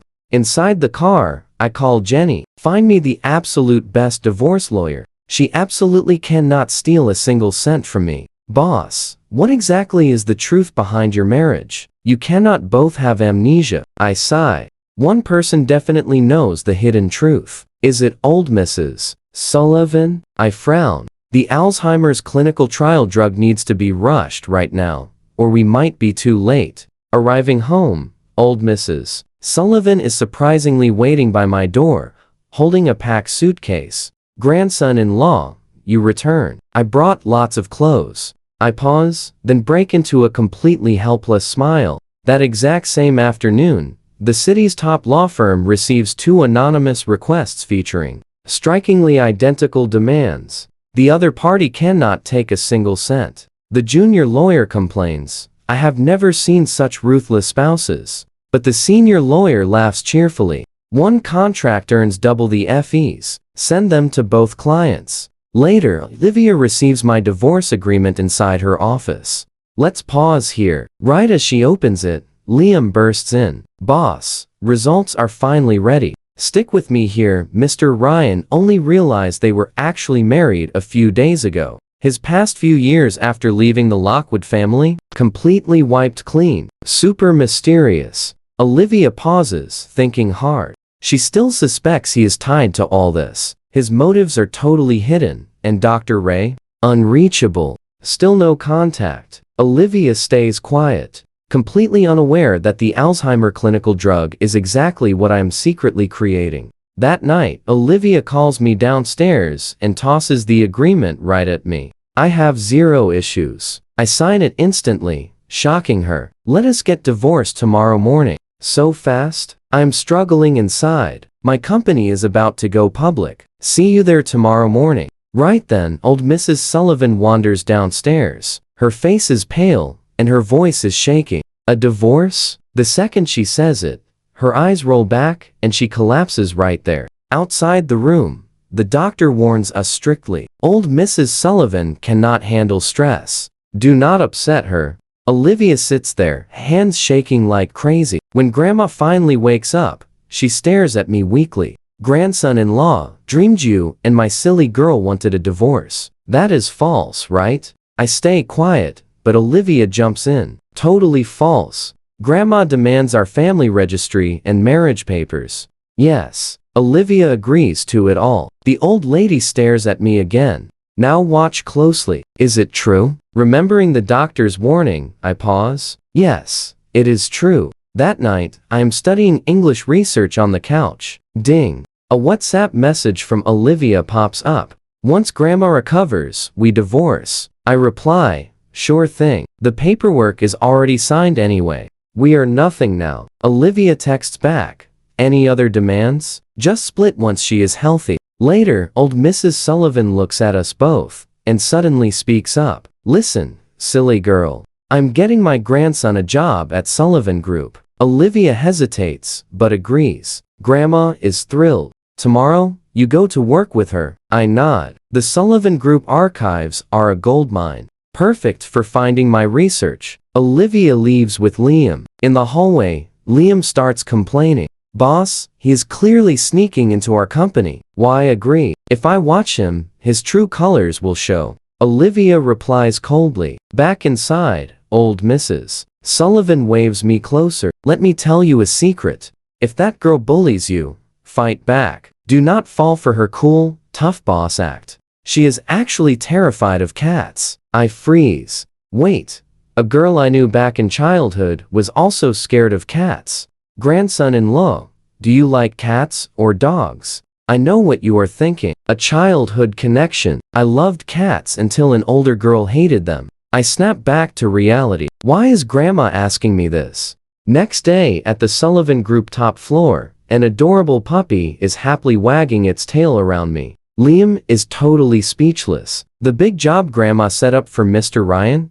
Babysitting this tiny little puppy. Even Olivia is confused. My entire job is playing with a dog. Absolutely ridiculous. She orders him, take them to the new energy team 1 for onboarding. This was all planned out. That department is their entire future. She wants me there to catch my mistakes. Fine by me. I grab the puppy. Does it have a name? Grandma wants you to pick one. I look at Olivia's super annoyed face. Let us call it Kitty. The department is on floor 38. In the elevator, Liam speaks. Mr. Ryan, everyone in this lab is a PAAHDAADDDHEHE student. At the very least, they are top university masters. You are the first undergrad. Learn from your seniors here. It helps your future. The boss set this up just for you. No need to be super grateful, obviously. It is a reward for keeping grandma happy. My mouth twitches. Honestly,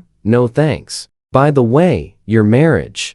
She wants it kept totally secret to avoid drama after the divorce. I just glance over. Funny, I feel exactly the same way. Liam is shocked this guy dares to look down on the boss. Day 1 is a total breeze. Nobody gives me any work, so I just play with Kitty all day. Once the pup sleeps, I lock the door and head straight for the archives on the 60th floor. So what do you and I make of this? I need to finish this Alzheimer drug to cure grandma, and finally uncover the truth behind this bizarre marriage. The books here hold elite knowledge from every field, stuff completely hidden from the public. Let's jump into this wild drama. Up on the top floor, Olivia gets a text from her amazing grandma, whose chat name is literally Grandma Who Hates Stress. Naughty girl, you better eat lunch with your grandson-in-law today. Make sure you send me a cute photo of you two eating. Olivia sighs helplessly and quickly presses the call bell. Liam, prep 2 lunches and send them up. She texts me, but I completely ignore her messages for a long time. Down on floor 60, I am super busy searching through bookshelves, completely missing the fact that Cindy is staring at me. I am so absorbed, I step back and bump someone. Sorry. I turn around, finding Cindy staring at me with a very complex expression. Ryan, are you seriously trying so hard to please great-grandma just to get closer to Auntie Olivia? My face instantly turns super cold. Not your problem. Auntie Olivia has never cared about men. All these years. Do not think your pretty face can seduce her. She is not that shallow. She just handed you a completely useless job to brush you off. I scoff loudly. So, you chasing me for years just proves that you are totally shallow? Cindy gets teary-eyed. I know you hate me for marrying Frank, but I had absolutely no choice. Elite marriages involve way too many rules. My mom accepted an ordinary guy, but given your background, watch closely here. She literally says she could never marry an illegitimate son. Otherwise, how could I face the Sullivan family? I would become the absolute laughingstock of Haichen. I look away coldly. Well, thanks for not marrying me. Just as I try to leave, Cindy aggressively blocks my path. I can put you on my team. I will find a great mentor for you. Since I know you are super competitive, you are super smart, and will learn fast. Hearing this, I immediately cut her off. What is your condition? Just divorce your wife and come with me. Cindy simply cannot stand sharing me with anyone else. Even the thought drives her totally insane. I reply coldly, you are not worthy. Why do you love that absolute thug of a wife so much? Trust me, I can pay her off or hire guys to threaten her, and she will leave you. How could she ever compare to me? Hearing this garbage, I just glare coldly at Cindy. I did not want to crush your ego, but since you keep pushing it, let me be clear. My wife is way prettier than you, and her figure is better too. Dropping those harsh words, I turn around, only to see Olivia standing right around the corner. I instantly fall silent, and she does too. Meanwhile, a furious Cindy stands behind me, grabbing her phone to call Frank. Aren't you grabbing lunch with Dr. Ray tomorrow afternoon? Take me with you. Later, Olivia brings me straight up to the top floor for our lunch. We enter Olivia's office, and she points to the dining table. You eat first. I still have some work to finish here. I feel super guilty. Looking at her calm face, she probably didn't hear what I said earlier, right? Just as I am stressing over this, I hear a phone camera click. Olivia calmly snaps a photo, sends it to Grandma, and walks right over. Knowing the point of the photo, I don't ask. I just look at the table, casually making small talk. Miss Sullivan, your lunch is super lavish. Olivia sits right across from me, elegantly picking up her fancy chopsticks. After all, good nutrition maintains a great figure. Did you catch that? I completely freeze, face flushing bright red, while glancing at her pale skin. I awkwardly pack up a portion of food. Miss Sullivan, just remembered I haven't fed Kitty yet. I really should head out now. Thanks for lunch. In high spirits, I leave with a lunchbox. After work, Olivia quickly calls her grandma. Where are you? In the hospital? This afternoon, I suddenly had bad chest pains again, so I want to stay here a few more days. Naughty girl, are you coming to stay with me tonight? If not, just let me lie here pitifully alone in the hospital. I am on my way. That is more like it. By the way, I told my grandson-in-law to come keep me company. You and he should definitely come here together. Olivia presses her temples, totally understanding Grandma's sneaky little scheme. She shoots me a text saying she will pick me up after work for the hospital. I reply instantly, no need. I already grabbed a cab and am on my way. Though she wanted distance, seeing me so determined to completely avoid her makes Olivia's annoyance inexplicably grow. I carry the puppy into the inpatient ward. Not far away, Mrs. Lockwood just finished a checkup, with Frank carefully supporting her arm. That is Ryan, isn't it? Why is he in the hospital? Is he sick? Mrs. Lockwood asks hesitantly. Frank is absolutely boiling inside.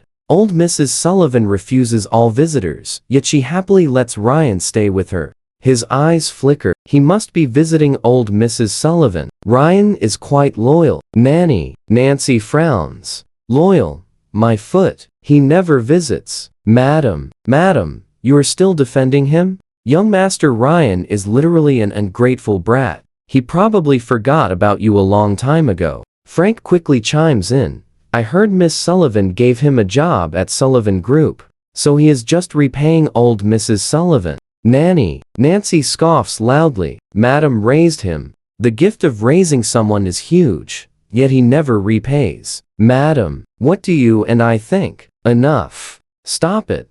Mrs. Lockwood scolds, stopping them. Stick with me here. Frank sighs softly. Mom, you are right. Certain people return tiny favors with massive generosity. Exactly like Dr. Ray. She simply gave him some spare cash. Yet his incredible help truly saved our family over these long years. 3 years back, when their business almost crashed entirely, Dr. Ray just handed them an epic technology patent, completely saving them. Nancy nods in full agreement. Comparing them, Dr. Ray absolutely crushes Ryan. Honestly, Everyone wants to know who Dr. Ray truly is. Deep down. Mom, bring me along tomorrow. Mrs. Lockwood smiles brightly, gently patting his head. I will bring you. I sit on the sofa in the very important person hospital room, quietly watching the scene unfold. My eyes carefully track Mrs. Lockwood, her face looking unhealthily pale. Frank whispers something beside her, and Mrs. Lockwood just nods helplessly. They look super close together. Only when they finally hop into the car do I reluctantly look away.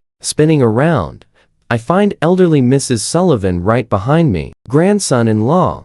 Who is that? She looks incredibly familiar. My face softens up, but before I speak, her eyes suddenly sparkle brightly. I remember now, she is your mother. You look identical. I pause for a second. Honestly, besides our face shape, my features look nothing like Mrs. Lockwood. The only real similarity is our super cold, detached vibe. Leaving the Lockwood family, I subconsciously started copying her calm demeanor, totally absorbing a bit of her commanding aura. I glance at elderly Mrs. Sullivan. Grandma, she is not my mother, but the sweet lady stays totally firm. She is. Grandson-in-law. How can you ignore your own mother? I am torn between laughing and crying. Luckily, Olivia arrives with dinner. The meal she prepared is super lavish, packed with sweet fruit for us three. Watch closely now. The elderly lady instantly frowns. Grandson-in-law cannot ever eat mangoes. He is highly allergic to them. My heart skips a beat. I stare in pure shock. Grandma, how do you know? I truly was allergic previously, but I outgrew it 2 years ago.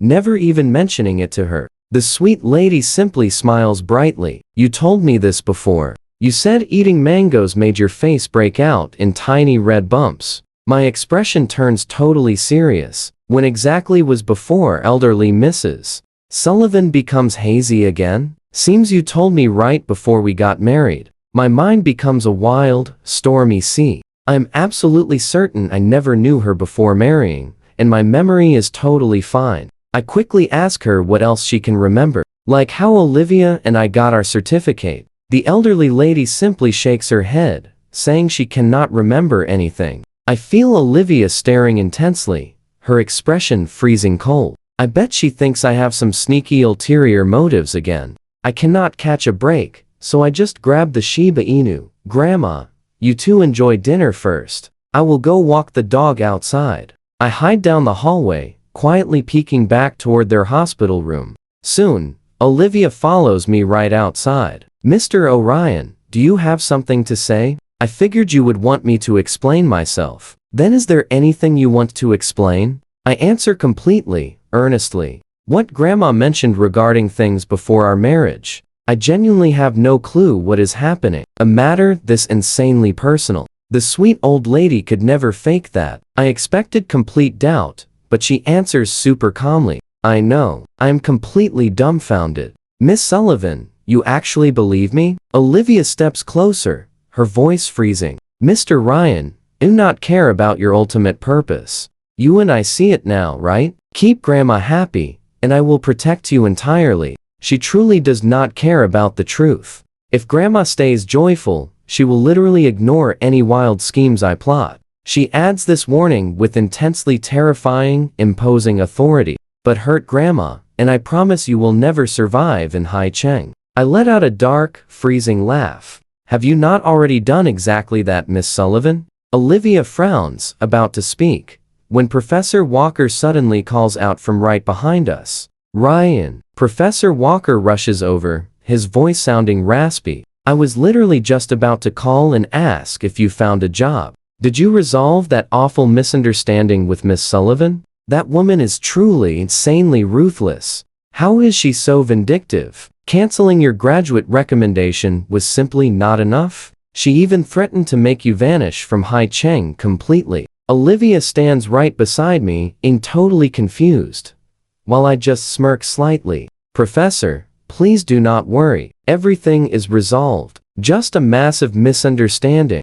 Miss Sullivan is actually incredibly nice. She grabbed me a great job and promised to protect me completely. Olivia looks incredibly annoyed. Professor Walker sighs happily. turning to Olivia and asking instinctively if this is my scary thug wife. Olivia turns completely furious, but my cheeky smile grows significantly wider. Something like that. Professor Walker speaks to Olivia. Young lady, you are extremely pretty. You really should find a proper job. Meanwhile, back at the Lockwood family dining room, Richard gently asks an exhausted Mrs. Lockwood with deep concern. Sophia, what is wrong? Are you feeling sick? Frank quickly cuts in. Dad, we actually bumped into Ryan at the hospital today, so Mom feels quite worried about him. Why worry about him, Frank? He absolutely hates me nowadays. I fear he will talk to the elder, and Miss Sullivan will punish me. Richard sneers.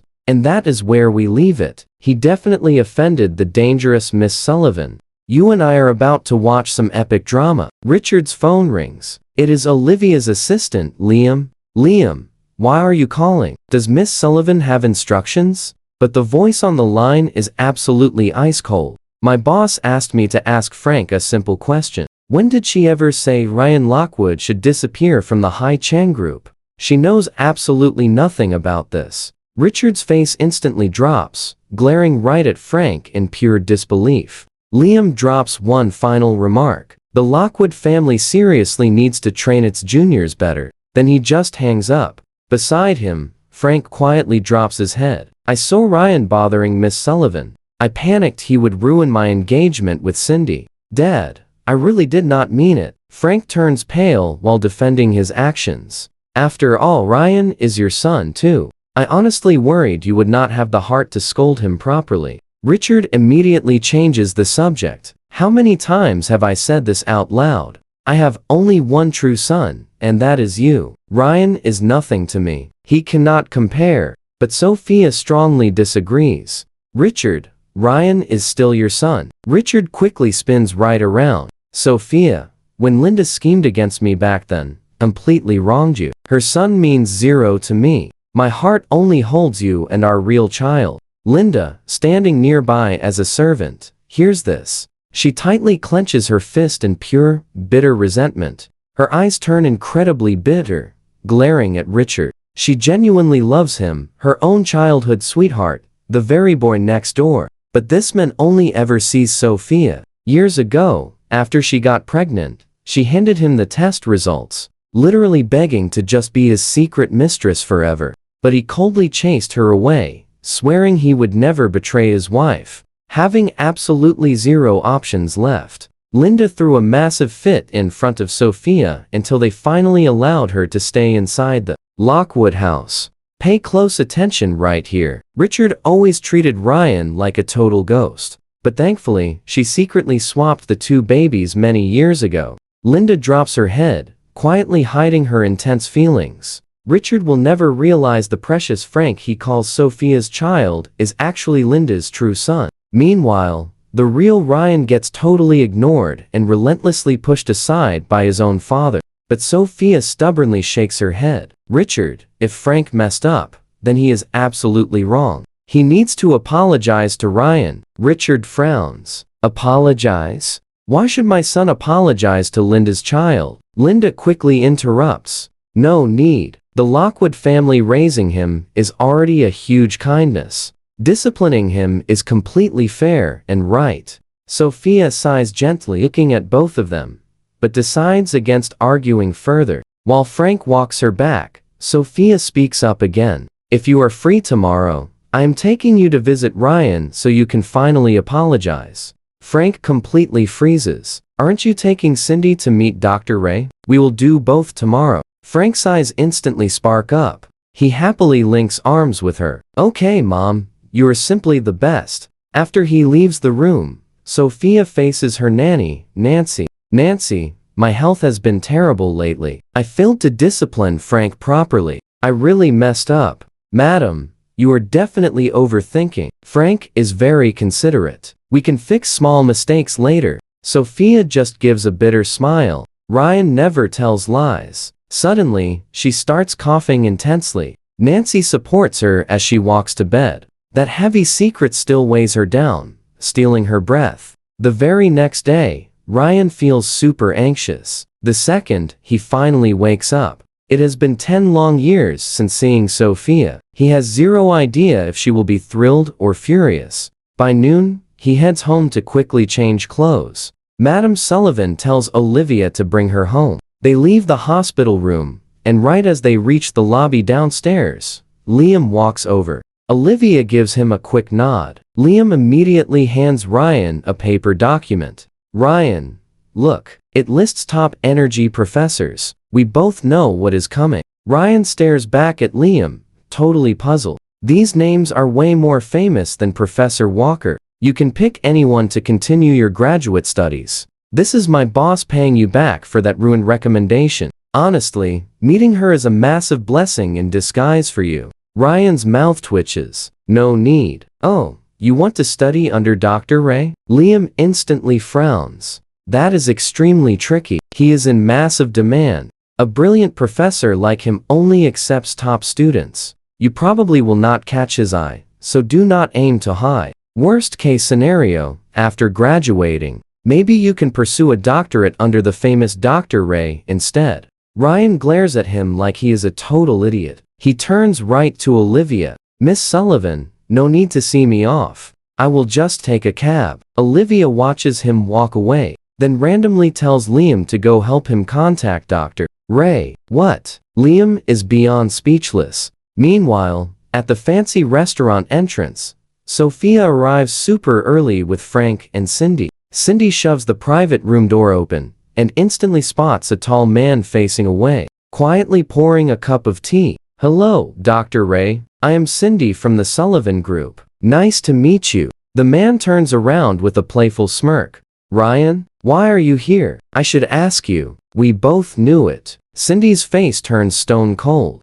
Stick with me. We are jumping right into some serious family drama. Mrs. Lockwood walks in with Frank, and seeing Ryan, she tears up immediately. She recognizes Ryan. His heart completely races. He asks how she has been, and she gently replies that she is doing perfectly fine. She holds his hand tight, so emotional about his recent marriage. Meanwhile, Frank glares at him with pure, unhidden jealousy. Frank smirks, mocking Ryan for working during their fancy family dinner because it is inconvenient. He even offers a pity tip for living expenses. Mrs. Lockwood instantly scolds Frank for his disrespect, turning back to give Ryan a warm smile. She mentions they are meeting Dr. Ray today, suggesting Ryan should connect with him since they both work in the new energy industry. Terrified of losing out, Frank grabs a cup of boiling hot tea and walks over, faking a completely insincere apology about yesterday.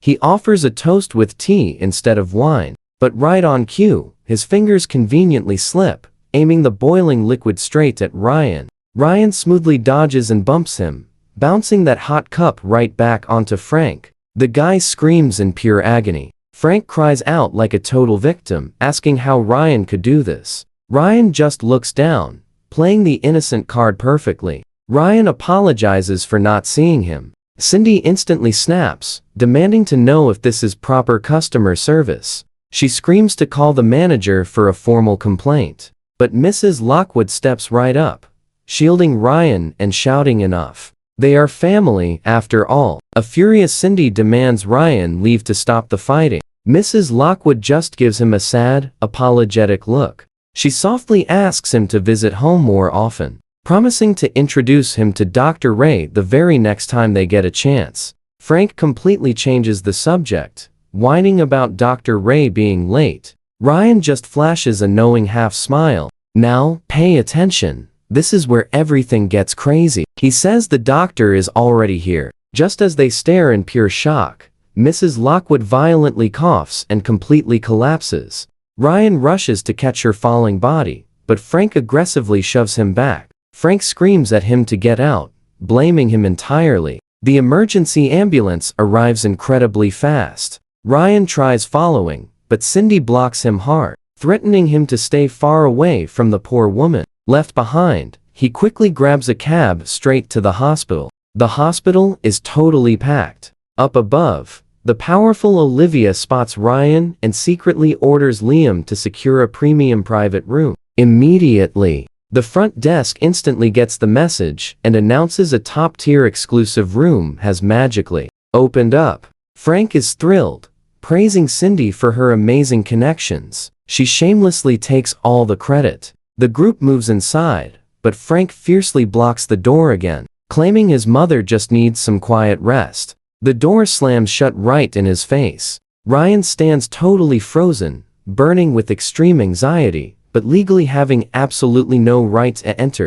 Forced to wait on a bench, hurried footsteps echo. An incredibly worried Richard finally rushes into the scene. Checking that his wife is stable, he drags Frank outside. Frowning hard, he demands to know why she suddenly passed out like that. Frank glares at Ryan and lies, saying Ryan caused a huge argument with Cindy and completely stressed their mom out today. Richard glares at him with pure fury, calling him totally worthless. He swings his arm back for a massive strike. Ryan does not even flinch. His mind is just stuck on her pale face. You and I both thought he was taking that hit, right? Not today. He opens his eyes and sees a stunning figure completely blocking the blow. Olivia stands there like an absolute boss. Richard panics instantly. He stammers that he is just disciplining his very own son. She calmly warns that her powerful grandma adores Ryan now. Seeing bruises on his face would make her extremely angry. Her voice is icy, yet smooth. A terrified Richard quickly apologizes for his thoughtless actions. Coughing echoes from the room, making Richard and Frank rush right back inside. Ryan hesitates at the door, just quietly listening to her super weak voice. She whispers she is completely fine, admitting she has not slept well lately. Fainting actually gave her some much-needed rest. Ryan finally relaxes. Olivia steps up, quietly asking if he will go inside. He softly declines to avoid starting another toxic screaming match. But right as he turns around, the famous old Mrs. Sullivan appears. Supported by her trusty butler, the elite grandmother announces she came to visit her favorite grandson-in-law's mother today. He holds her arm, explaining she is not his mother. The older woman is totally confused. She pulls out her expensive phone, opens a specific photo, and shows him. She claims he sent this picture himself, calling the woman his mother. She asks if the patient is a different person. Ryan completely freezes in pure shock as he stares closely at the photo. It shows the two of them chilling by the ocean, smiling like a perfect mother and son duo, but he has not seen her in years. How does this picture even exist? Zooming in, he finally spots a massive hidden clue right there. It is a terribly fake edited image. He asks when he sent this, but she just shakes her head, forgetting the details. Email or text? She still cannot remember, leaving him totally helpless. So what do you and I make of this crazy mystery? Stick around to find out. Stick with me here, you are going to love this mystery. After seeing old Mrs. Sullivan off, Olivia stands in the hallway. Liam hurries over with an update. Boss, we checked everything. Ryan was working at that private restaurant before suddenly running into the Lockwood family. Olivia's voice is totally ice cold. Does the Sullivan group pay him so little that he needs a second job? Not at all. Old Mrs. Sullivan personally arranged his salary. Maybe his boss gave him impossible tasks and he feared getting fired. But Olivia senses it is not that simple. Why was the Lockwood family at that restaurant? They were trying to meet the legendary Dr. Ray. Miss Cindy went too, but Dr. Ray never actually showed up. Hearing this detail, a mysterious spark shimmers right inside Olivia's deep, thoughtful eyes. An absolutely crazy idea begins to form. Inside the hospital room, Mrs. Lockwood looks better. Frank awkwardly tells Cindy to go home. Cindy is only staying to catch Dr. Ray. Mrs. Lockwood notices, handing over the phone. We must apologize to Dr. Ray. After she reschedules, Frank walks Cindy out. Out in the hallway, Frank smiles. Cindy, do not worry about Dr. Ray today. Some stubborn people in the Sullivan Group research department doubt me, but getting Dr. Ray to join us changes everything. I will secure my position completely. So, getting Dr. Ray is absolutely crucial for me. You simply have to convince him. Watch closely here. Things are getting tense. They leave, and I push open the hospital room door. Richard's face immediately darkens. What are you doing here? Get out. Is that Ryan? Let him in. Mrs. Lockwood's gentle voice rings out. Richard warns me not to upset his wife. I told you, today was not Ryan's fault. I just haven't slept well lately. Mrs. Lockwood gently scolds him, holding my hand warmly. Child, you must have been very scared today. I smile warmly and say no, come home more often, and bring your wife. Your father called her a thug, but I disagree. Ryan, you have had excellent judgment since childhood, and a strong mind. Anyone you care for must have great merits. Bring her over to meet me sometime soon. My nose tingles with emotion. Okay? She starts coughing violently again. I grab a plastic bottle. This is special cough medicine I got. Take one whenever you cannot sleep at night. She nods in full agreement. Leaving the room, I hear Richard scoffing inside. How can you be bought by a cheap bottle of medicine from some random, useless clinic? He carelessly tosses the bottle straight into the trash. Late at night, Mrs. Lockwood wakes up coughing heavily again. Let that sink in for a second. She feels so desperate for relief. She impulsively fishes the medicine from the trash and takes a pill. A soothing coolness instantly coats her itchy throat, and she peacefully drifts into deep sleep. At 10 o'clock the next morning, Mrs. Lockwood is woken by Richard. She actually slept until full daylight. Madam, those sleeping pills the doctor gave you yesterday worked perfectly. You slept a full 10 hours. Nancy is so completely excited her eyes tear up. What sleeping pills? Mrs. Lockwood is totally confused. Nancy looks at Frank. Cindy got them. She specifically found strong sleeping pills and cleverly added them into your medicine. We never expected it to actually work. Mrs. Lockwood pauses. She notices her throat feels amazingly clear, but her gaze lands on the unlabeled plastic bottle by her pillow. Richard heaps praise upon his future daughter-in-law. This future daughter-in-law is truly wonderful. I heard the inpatient ward is totally full lately, and Cindy pulled strings to arrange this amazing room. We owe her so much. Frank immediately presses his advantage. Mom, Cindy has been so incredibly good to you. You should really help her out too. Her family wants Cindy managing the research department, but those researchers refuse to accept her. If we can invite Dr. Ray as an external technical consultant, Cindy can easily secure her leadership position.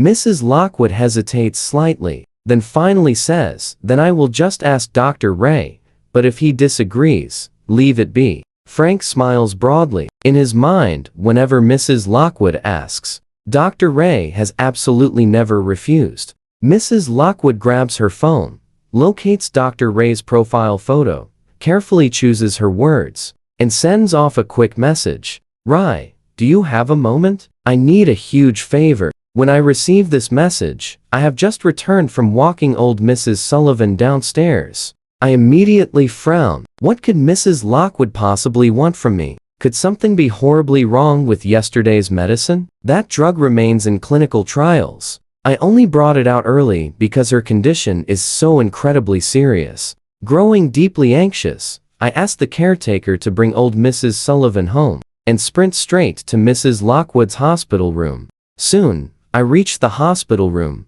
only to find Cindy and Linda already waiting there. The cheerful laughter instantly dies the second I walk in. I feel totally out of place. Seeing Mrs. Lockwood looks okay, I lower my eyes to leave, but Linda loudly speaks up.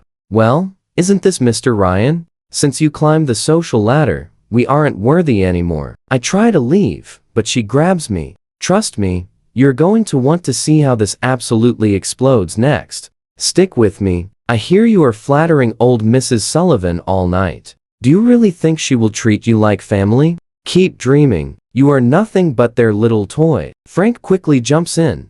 Hey, do not say that. Old Mrs.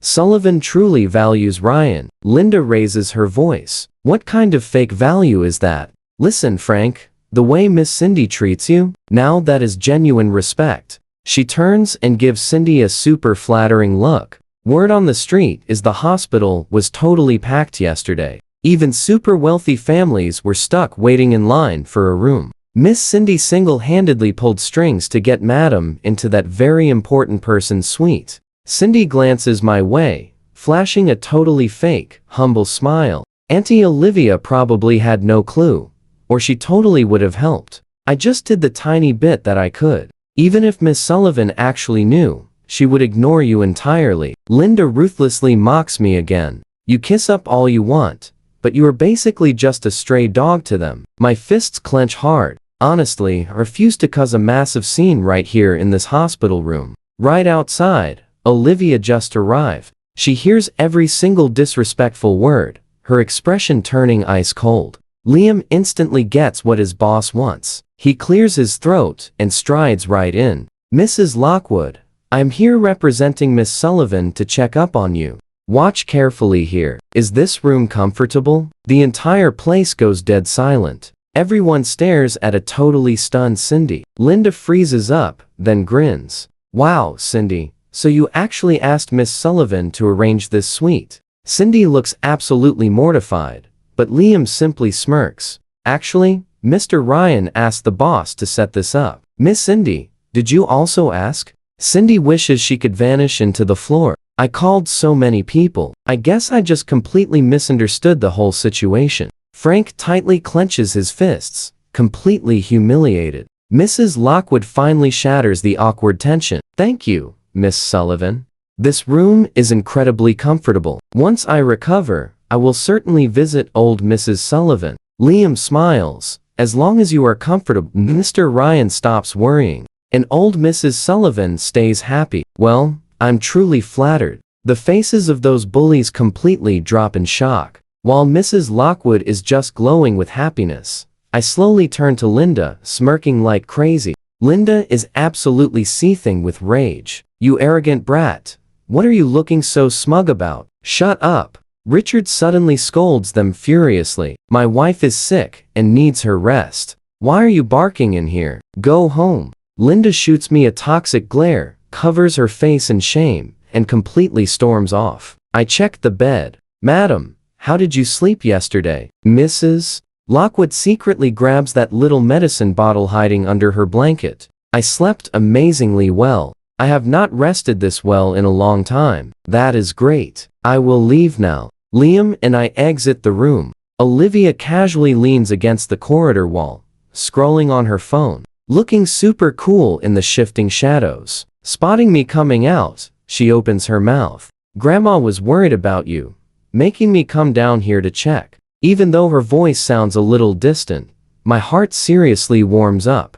Thanks a lot. Just then, the door opens up, and Cindy and Frank exit. You and I both know Frank is panicking seeing us together. Cindy blurts right out, Auntie Olivia, what on earth are you doing standing out here? Olivia's eyes shine with amusement. I do not think my whereabouts require reporting to you. The intense pressure makes Cindy start sweating. Staring at Olivia with obvious jealousy, she says, Auntie, you spend all your time watching great-grandma at the hospital. Does your husband not get mad? I am confused. I glance at Olivia with a smirk, saying, well, he really should not mind. Cindy's expression shatters. Olivia suddenly cuts in. Come on, let us go back inside. Grandma is waiting. I smile gently. Let us go. We turn around, leaving a glaring Cindy behind, to walk right back into the suite. Fixing the bed sheets, she suddenly gasps. Why is there a bottle of pills on the bed? Richard frowns deeply. Wait. Are those the sketchy pills Ryan handed you? Yeah. Why did you keep them? I actually took one last night, and honestly, it really worked. Mrs. Lockwood gently explains. Impossible. The sleeping pills obviously did the trick. Richard aggressively snatches the bottle away. His medicine? Who knows where he bought that garbage? It could seriously hurt you. Do not trust him. Fine. No pills tonight. Let us see which medicine actually works. Later that night, Mrs. Lockwood starts coughing violently, completely unable to stop. Nancy desperately grabs those so-called miracle sleeping pills, realizing they do not work at all. Mrs. Lockwood turns completely red from the brutal coughing. Nancy sprints out, grabbing my medicine, but before she gives it, Frank angrily snatches her hand. Mom, what if Ryan's weird pills are making this cough worse? We seriously cannot trust medicine from random origins. Richard fumes right alongside him. This guy Ryan, Sophia, you treated him well, yet he brings poison to hurt you. Mrs. Lockwood coughs way too hard to speak, locking desperate eyes with Nancy. Thankfully, Nancy is fiercely loyal. Ignoring their yells, Nancy shoves the pill straight into Mrs. Lockwood's mouth. Boom! The coughing stops instantly. She breathes a massive sigh of relief. Ryan's mysterious medicine is the real deal. So where does this leave us? Stepping outside, a pale Frank whispers, "Dad, Ryan actually secured a legendary miracle drug. Stick with me, you and I are diving right back in." Richard scowls, assuming Miss Sullivan helped him. Old Mrs. Sullivan seriously favors him. Up in the VIP suite, Olivia is having a sweet chat with Grandma. "What did you eat for lunch today?" Old Mrs. Sullivan pauses forever. "Porridge," she says. "No, wait, maybe noodles." Naughty girl, right? Olivia smiles, but her heart aches. Lunch was just rice. Grandma is forgetting things again. Her memory is fading fast. I casually chime in. "Hey, Grandma, what color earrings did Olivia wear yesterday?" Old Mrs. Sullivan fires back instantly. "I remember perfectly. That picky girl wore diamond cuff links yesterday and the day before. And Tuesday was blue. I actually bought those blue earrings for her myself." I flash Olivia a knowing grin. Grandma remembers the things she truly loves. Olivia meets my gaze in surprise. I just lounge in the beanbag, scrolling my phone, completely relaxed, just trying to make her feel much better. Her anxiety slowly melts away. Suddenly, old Mrs. Sullivan starts chuckling. "Hey, grandson-in-law, I got it, all right?" I nod warmly. "See that? My awesome grandson-in-law even remembers your daily outfits perfectly. Every time. He pays close attention. He totally likes you." I instantly freeze up. I just have a photographic memory. I totally did not memorize it on purpose. I try to explain, but Olivia just stares at her screen, ignoring me. What I completely miss are her bright red ears. I just keep scrolling for research materials on my phone. The final stage of the Alzheimer's cure still hits a massive wall. I stand up for some fresh air,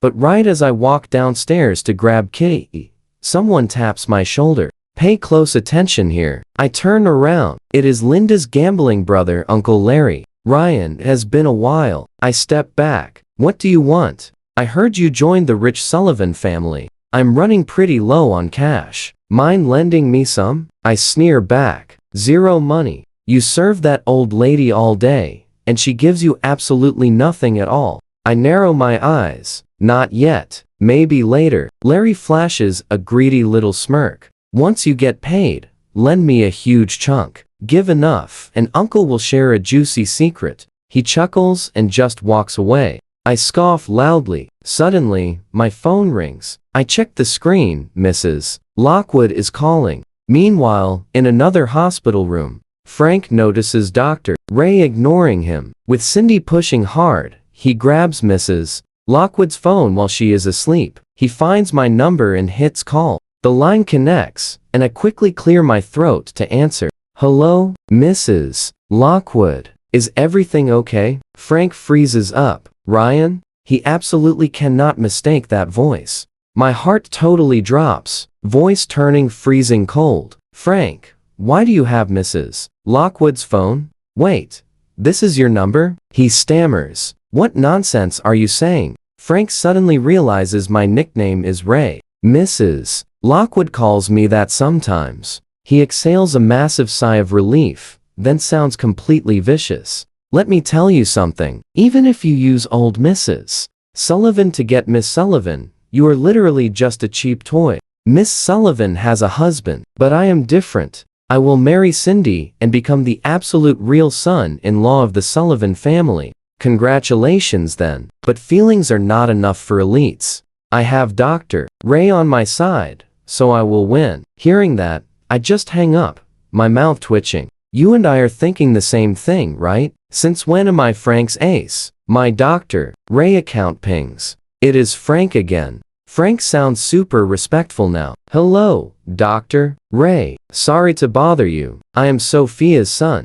Sullivan Group officially invites you to join our team. This is exactly what my mother wants. Are you interested in joining? I instantly cut him off. I only serve Mrs. Lockwood's companies. Click. I hang up the phone. Come Monday, I head back to Sullivan Group. Right as I leave the hospital to catch a taxi, sleek car pulls up perfectly right next to me. Olivia stares straight ahead. Get in. Grandma told me to drive you to work today. She side-eyes me. We need a photo. I hop in the back, and she holds up her phone. I flash a quick peace sign, smiling brightly for the camera. Olivia looks totally dazed. Arriving at work, I head straight for the top floor archives. Meanwhile, the team is making a massive announcement. Cindy is officially getting promoted to vice president. Why? Because she supposedly recruited Dr. Ray. Up in the main office, Liam tracks my location. My actual goal at Sullivan is strictly to read those secret research files.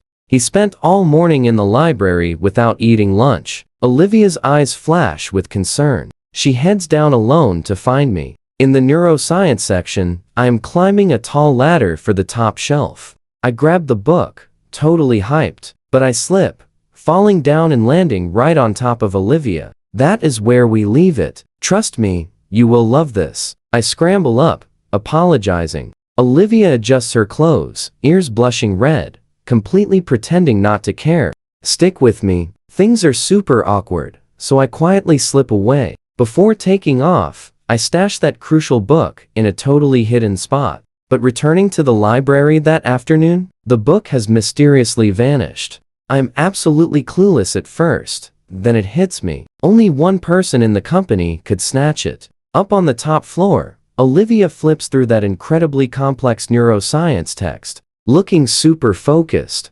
Liam grumbles right beside her. Boss Ryan absolutely ignores her kindness. He isn't even here to actually work. He never planned to work anyway, Olivia casually replies back. Liam quickly asks her if they should return it. Olivia gently taps the cover, suddenly remembering my incredibly eager puppy eyes from today. Her heart feels strangely warm.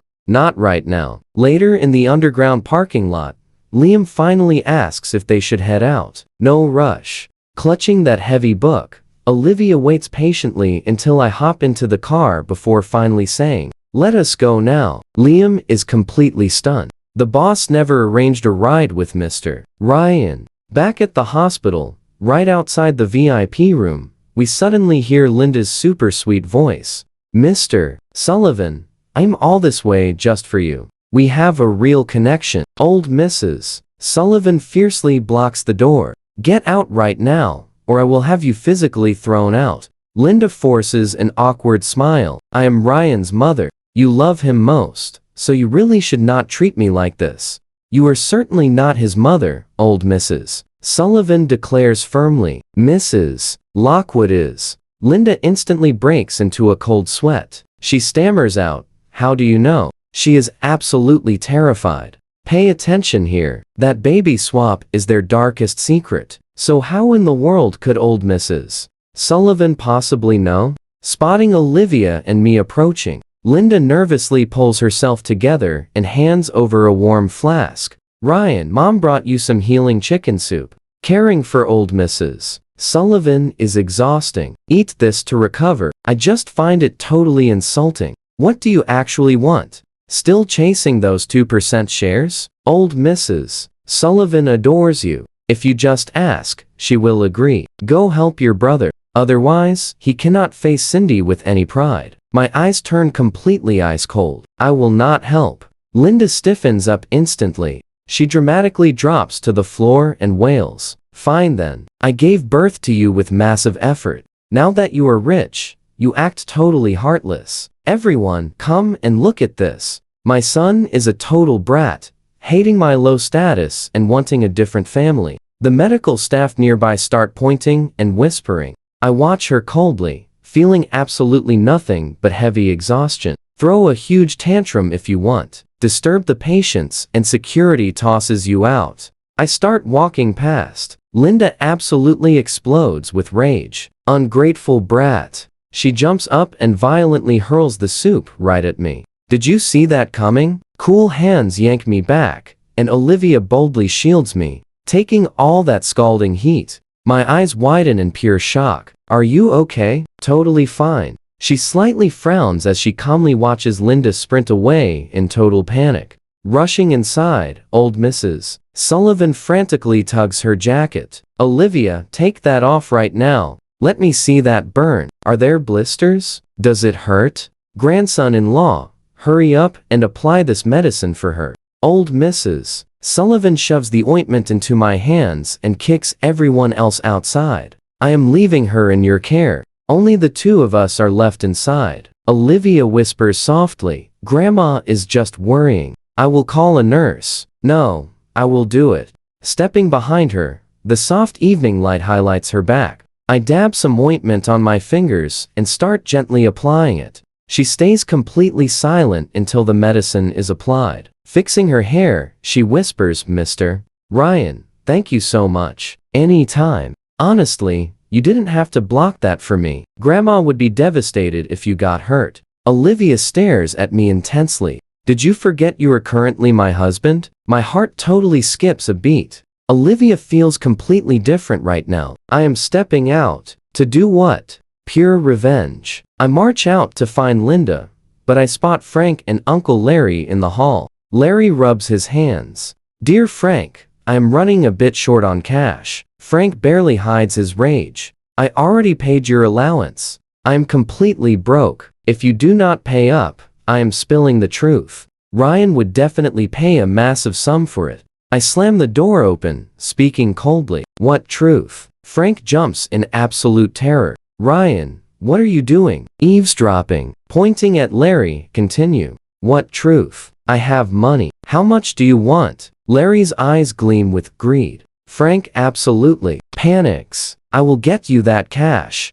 Deal. Before leaving, Larry leans in and whispers, Ryan, my secret is always available to you. Pay enough, and it is all yours. I immediately text Jenny to investigate Larry's shady background. I turn around and see Frank trying to sneak out. I casually call out, if you don't want people finding out, simply don't do it. Did you think I would never uncover your deal with Larry? Frank freezes completely. What are you saying? I do not understand. What wild leverage gets him paid? He yells to stop making things up. Trust me, and I will uncover it all. Stick with me here. He warns him to find an escape instead of wasting time. Where is his mother, Linda? Honestly, how would he know? Frank instantly bolts. Our guy calls Linda, demanding she return and apologize right away, but she refuses. Terrified Miss Sullivan will not let her off. She expects her son to apologize and cover her debts.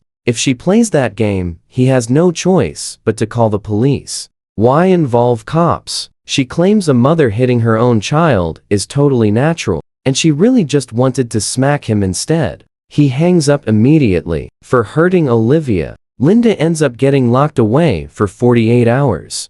Back at the hospital room, Olivia handles a vehicle meeting downstairs. He sits by the bed to apologize, but old Mrs. Sullivan simply waves her hand. She calls him grandson-in-law, saying family needs no apologies. Plus, seeing that stubborn girl defend him makes her totally overjoyed. We are family. Hearing those three little words makes his eyes well up with emotion. At this moment, a terrified Frank scrapes together 50,000 yuan and wires it to Larry with a warning. Keep your mouth shut, or neither ends well. Now pay attention here. He just needs to marry Cindy fast. Once he becomes a Sullivan son-in-law, he will have an escape even if his identity gets exposed.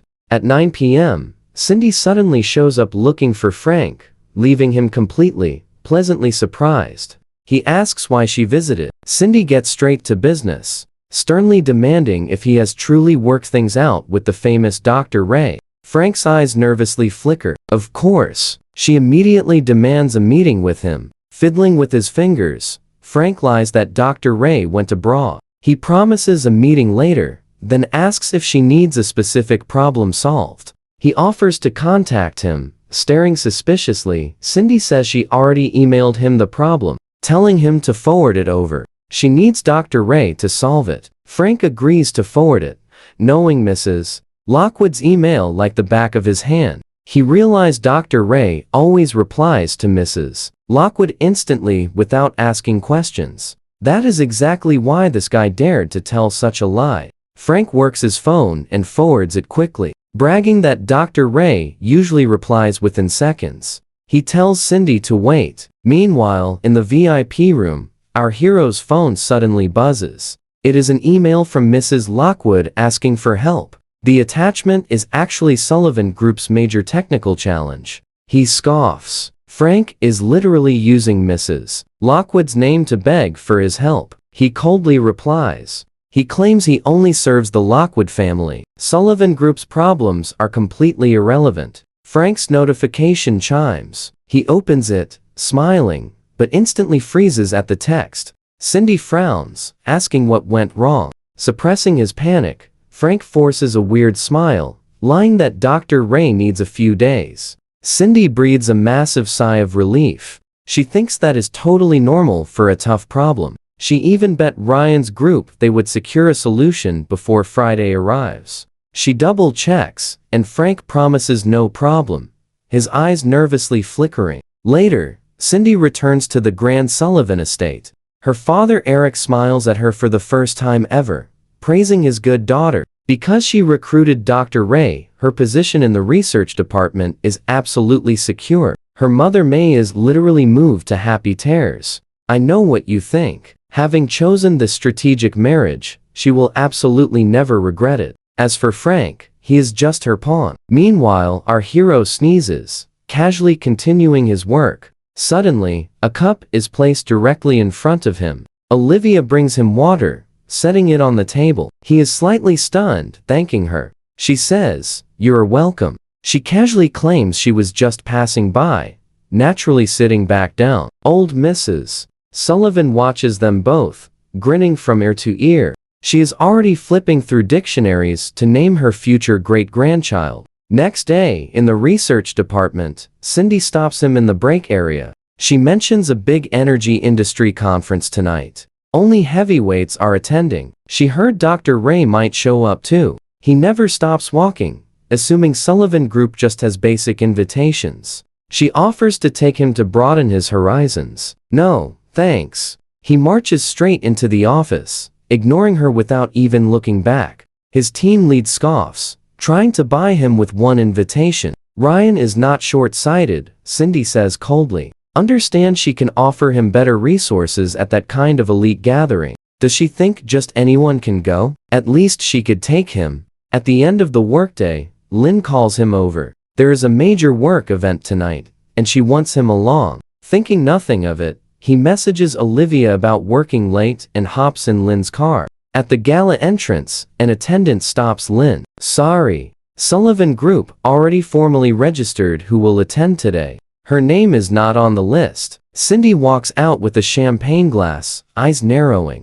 Given Team B's heavy research workload, she assumed Lynn would not come, so she completely declined her spot during registration. It is too late to add her. She should just go back. Lynn boils with fury. Cindy, this is outrageous. That is where we pause. What right does she have? Lynn is vice president of the research department. Let's dive into this wild showdown. Cindy glares at him, smirking. Ryan, open your eyes. You cannot step through these VIP doors without my direct approval. He looks up, completely calm. Oh, really? He casually pulls up the digital invite Jenny emailed over and flashes it right at the attendant. Can I go in? The attendant takes one glance and respectfully steps aside. Please enter. Cindy looks absolutely horrified, staring right at that personalized VIP invitation glowing on his screen. How did you even get this? Not your problem. He closes his phone and simply tells Lynn they should head inside. Lynn is absolutely thrilled.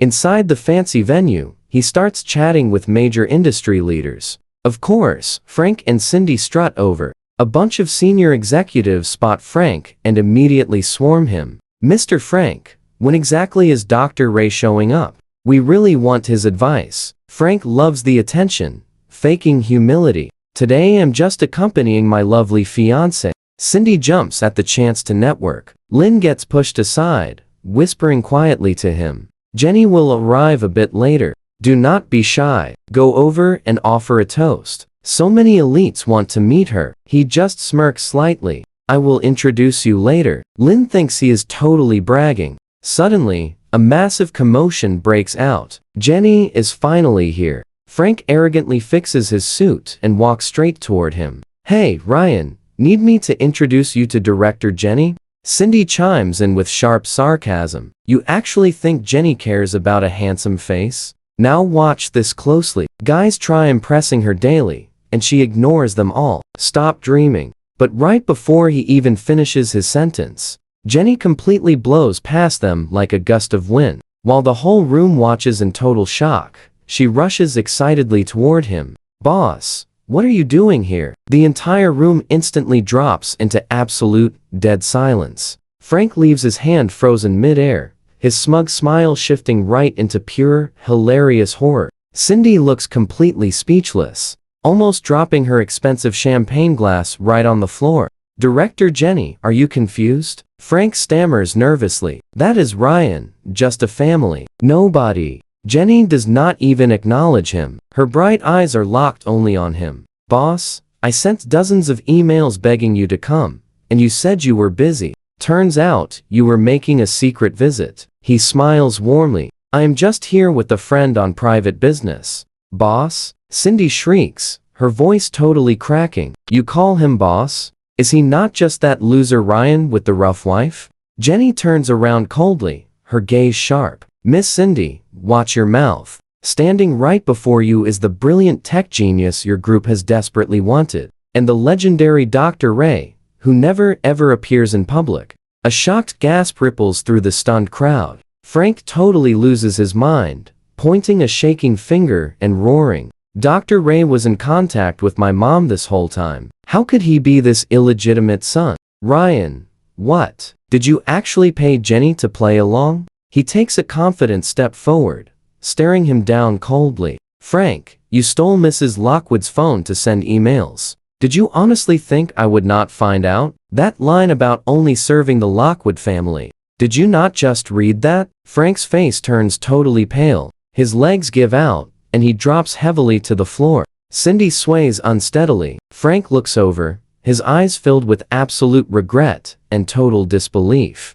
He always thought Ryan was struggling in the mud, trying to humiliate him with 50,000 yuan. You and I love a perfect karma moment, right? Look at him now. Suddenly, a massive commotion erupts at the door, and Mrs. Lockwood walks right in, safely supported by Nancy. Her face looks healthy, her steps super steady, without any trace of previous illness. Ryan. Mrs. Lockwood walks straight up to him, tears filling her eyes. You made that incredible medicine yourself, did you not? He nods calmly. Are you feeling better? Simply wonderful. Mrs. Lockwood turns toward Richard and Linda, her voice super cool and firm. Richard, have you not always wanted to meet Dr. Ray? Well, he is right here. My trusted aide.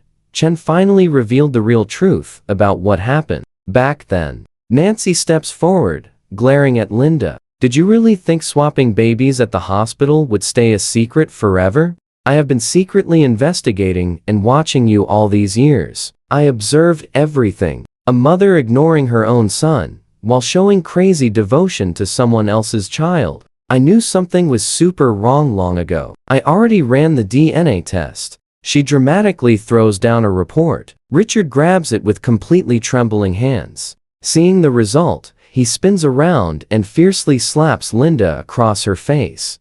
How dare you swap your fake child for my real son? Linda screams loudly and completely collapses. Frank stares at the report, crying in despair. No, I am the young master of the Lockwood family. I am the heir. He watches this entire drama with totally cold detachment. Identity, huge wealth, royal bloodlines. The things that once chained him down now mean absolutely nothing to him. Boss, your car is ready, Jenny whispers softly. He turns to leave, but then a warm hand gently grabs his own. Olivia has quietly appeared right behind our hero. So what do you and I make of this epic finale? She wears a stunning black dress, looking right at him with genuine warmth, instead of her usual icy coldness. Ryan, she whispers softly, finally showing some real affection. She doesn't even realize it yet. Grandma is still waiting for us at the hospital. I look at her, and honestly, you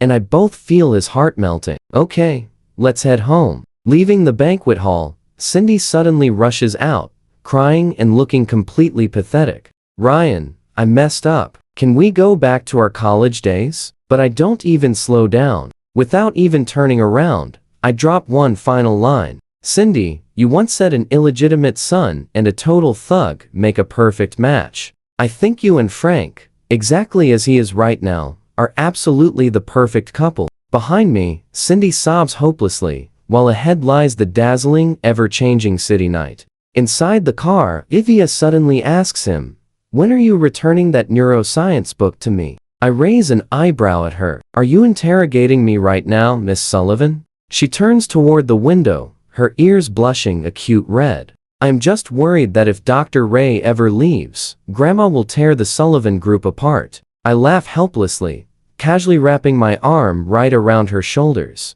This time, she doesn't pull away. "Relax. The contract hasn't expired yet. Plus, I'm not officially your husband anyway." 3 months later, on the exact day, the clinical drug finally succeeds. The autumn rain pours down. As I step out of the lab, now watch closely. There is Olivia standing at the entrance, holding a black umbrella, wearing that familiar ink black dress. She looks like she has been waiting forever, with fine little raindrops clinging to the tips of her hair. "Grandma asked me to pick you up," she says in her flat tone. But I can finally see a hint of emotion on that usually completely expressionless face. Her ears are totally red again. I walk over, naturally, take the umbrella, and pull her under it together. Miss Sullivan coming to pick me up herself. I'm incredibly flattered. She glances over, stays quiet, but doesn't move away. The car heads toward the Sullivan estate. On the way, she suddenly speaks up. "That divorce agreement." I turn to look over.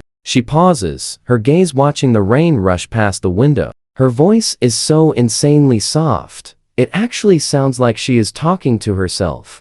Grandma totally tore it up. I freeze for a second, then laugh out loud. "So, what do we do?" Olivia pauses, showing some very rare embarrassment. "Grandma said she finally found a proper grandson-in-law, and absolutely will not let us divorce." I say nothing, just staring. She finally turns her face toward me, directly meeting my gaze. Outside, the rain keeps falling. Inside the car, it is so quiet you can hear each other breathe. Her eyes literally look like glowing, fallen starlight. "Ryan," she softly calls my name. Her voice is cool, but carries a hidden sweetness she does not even notice. "Grandma got your medicine. The very first treatment cycle begins tonight." She nods, stays quiet for a moment, then softly adds, "Thank you." I look at her, and I know you are all thinking the exact same thing. Time to tease her. "Just a verbal thanks?" She freezes, completely caught off guard.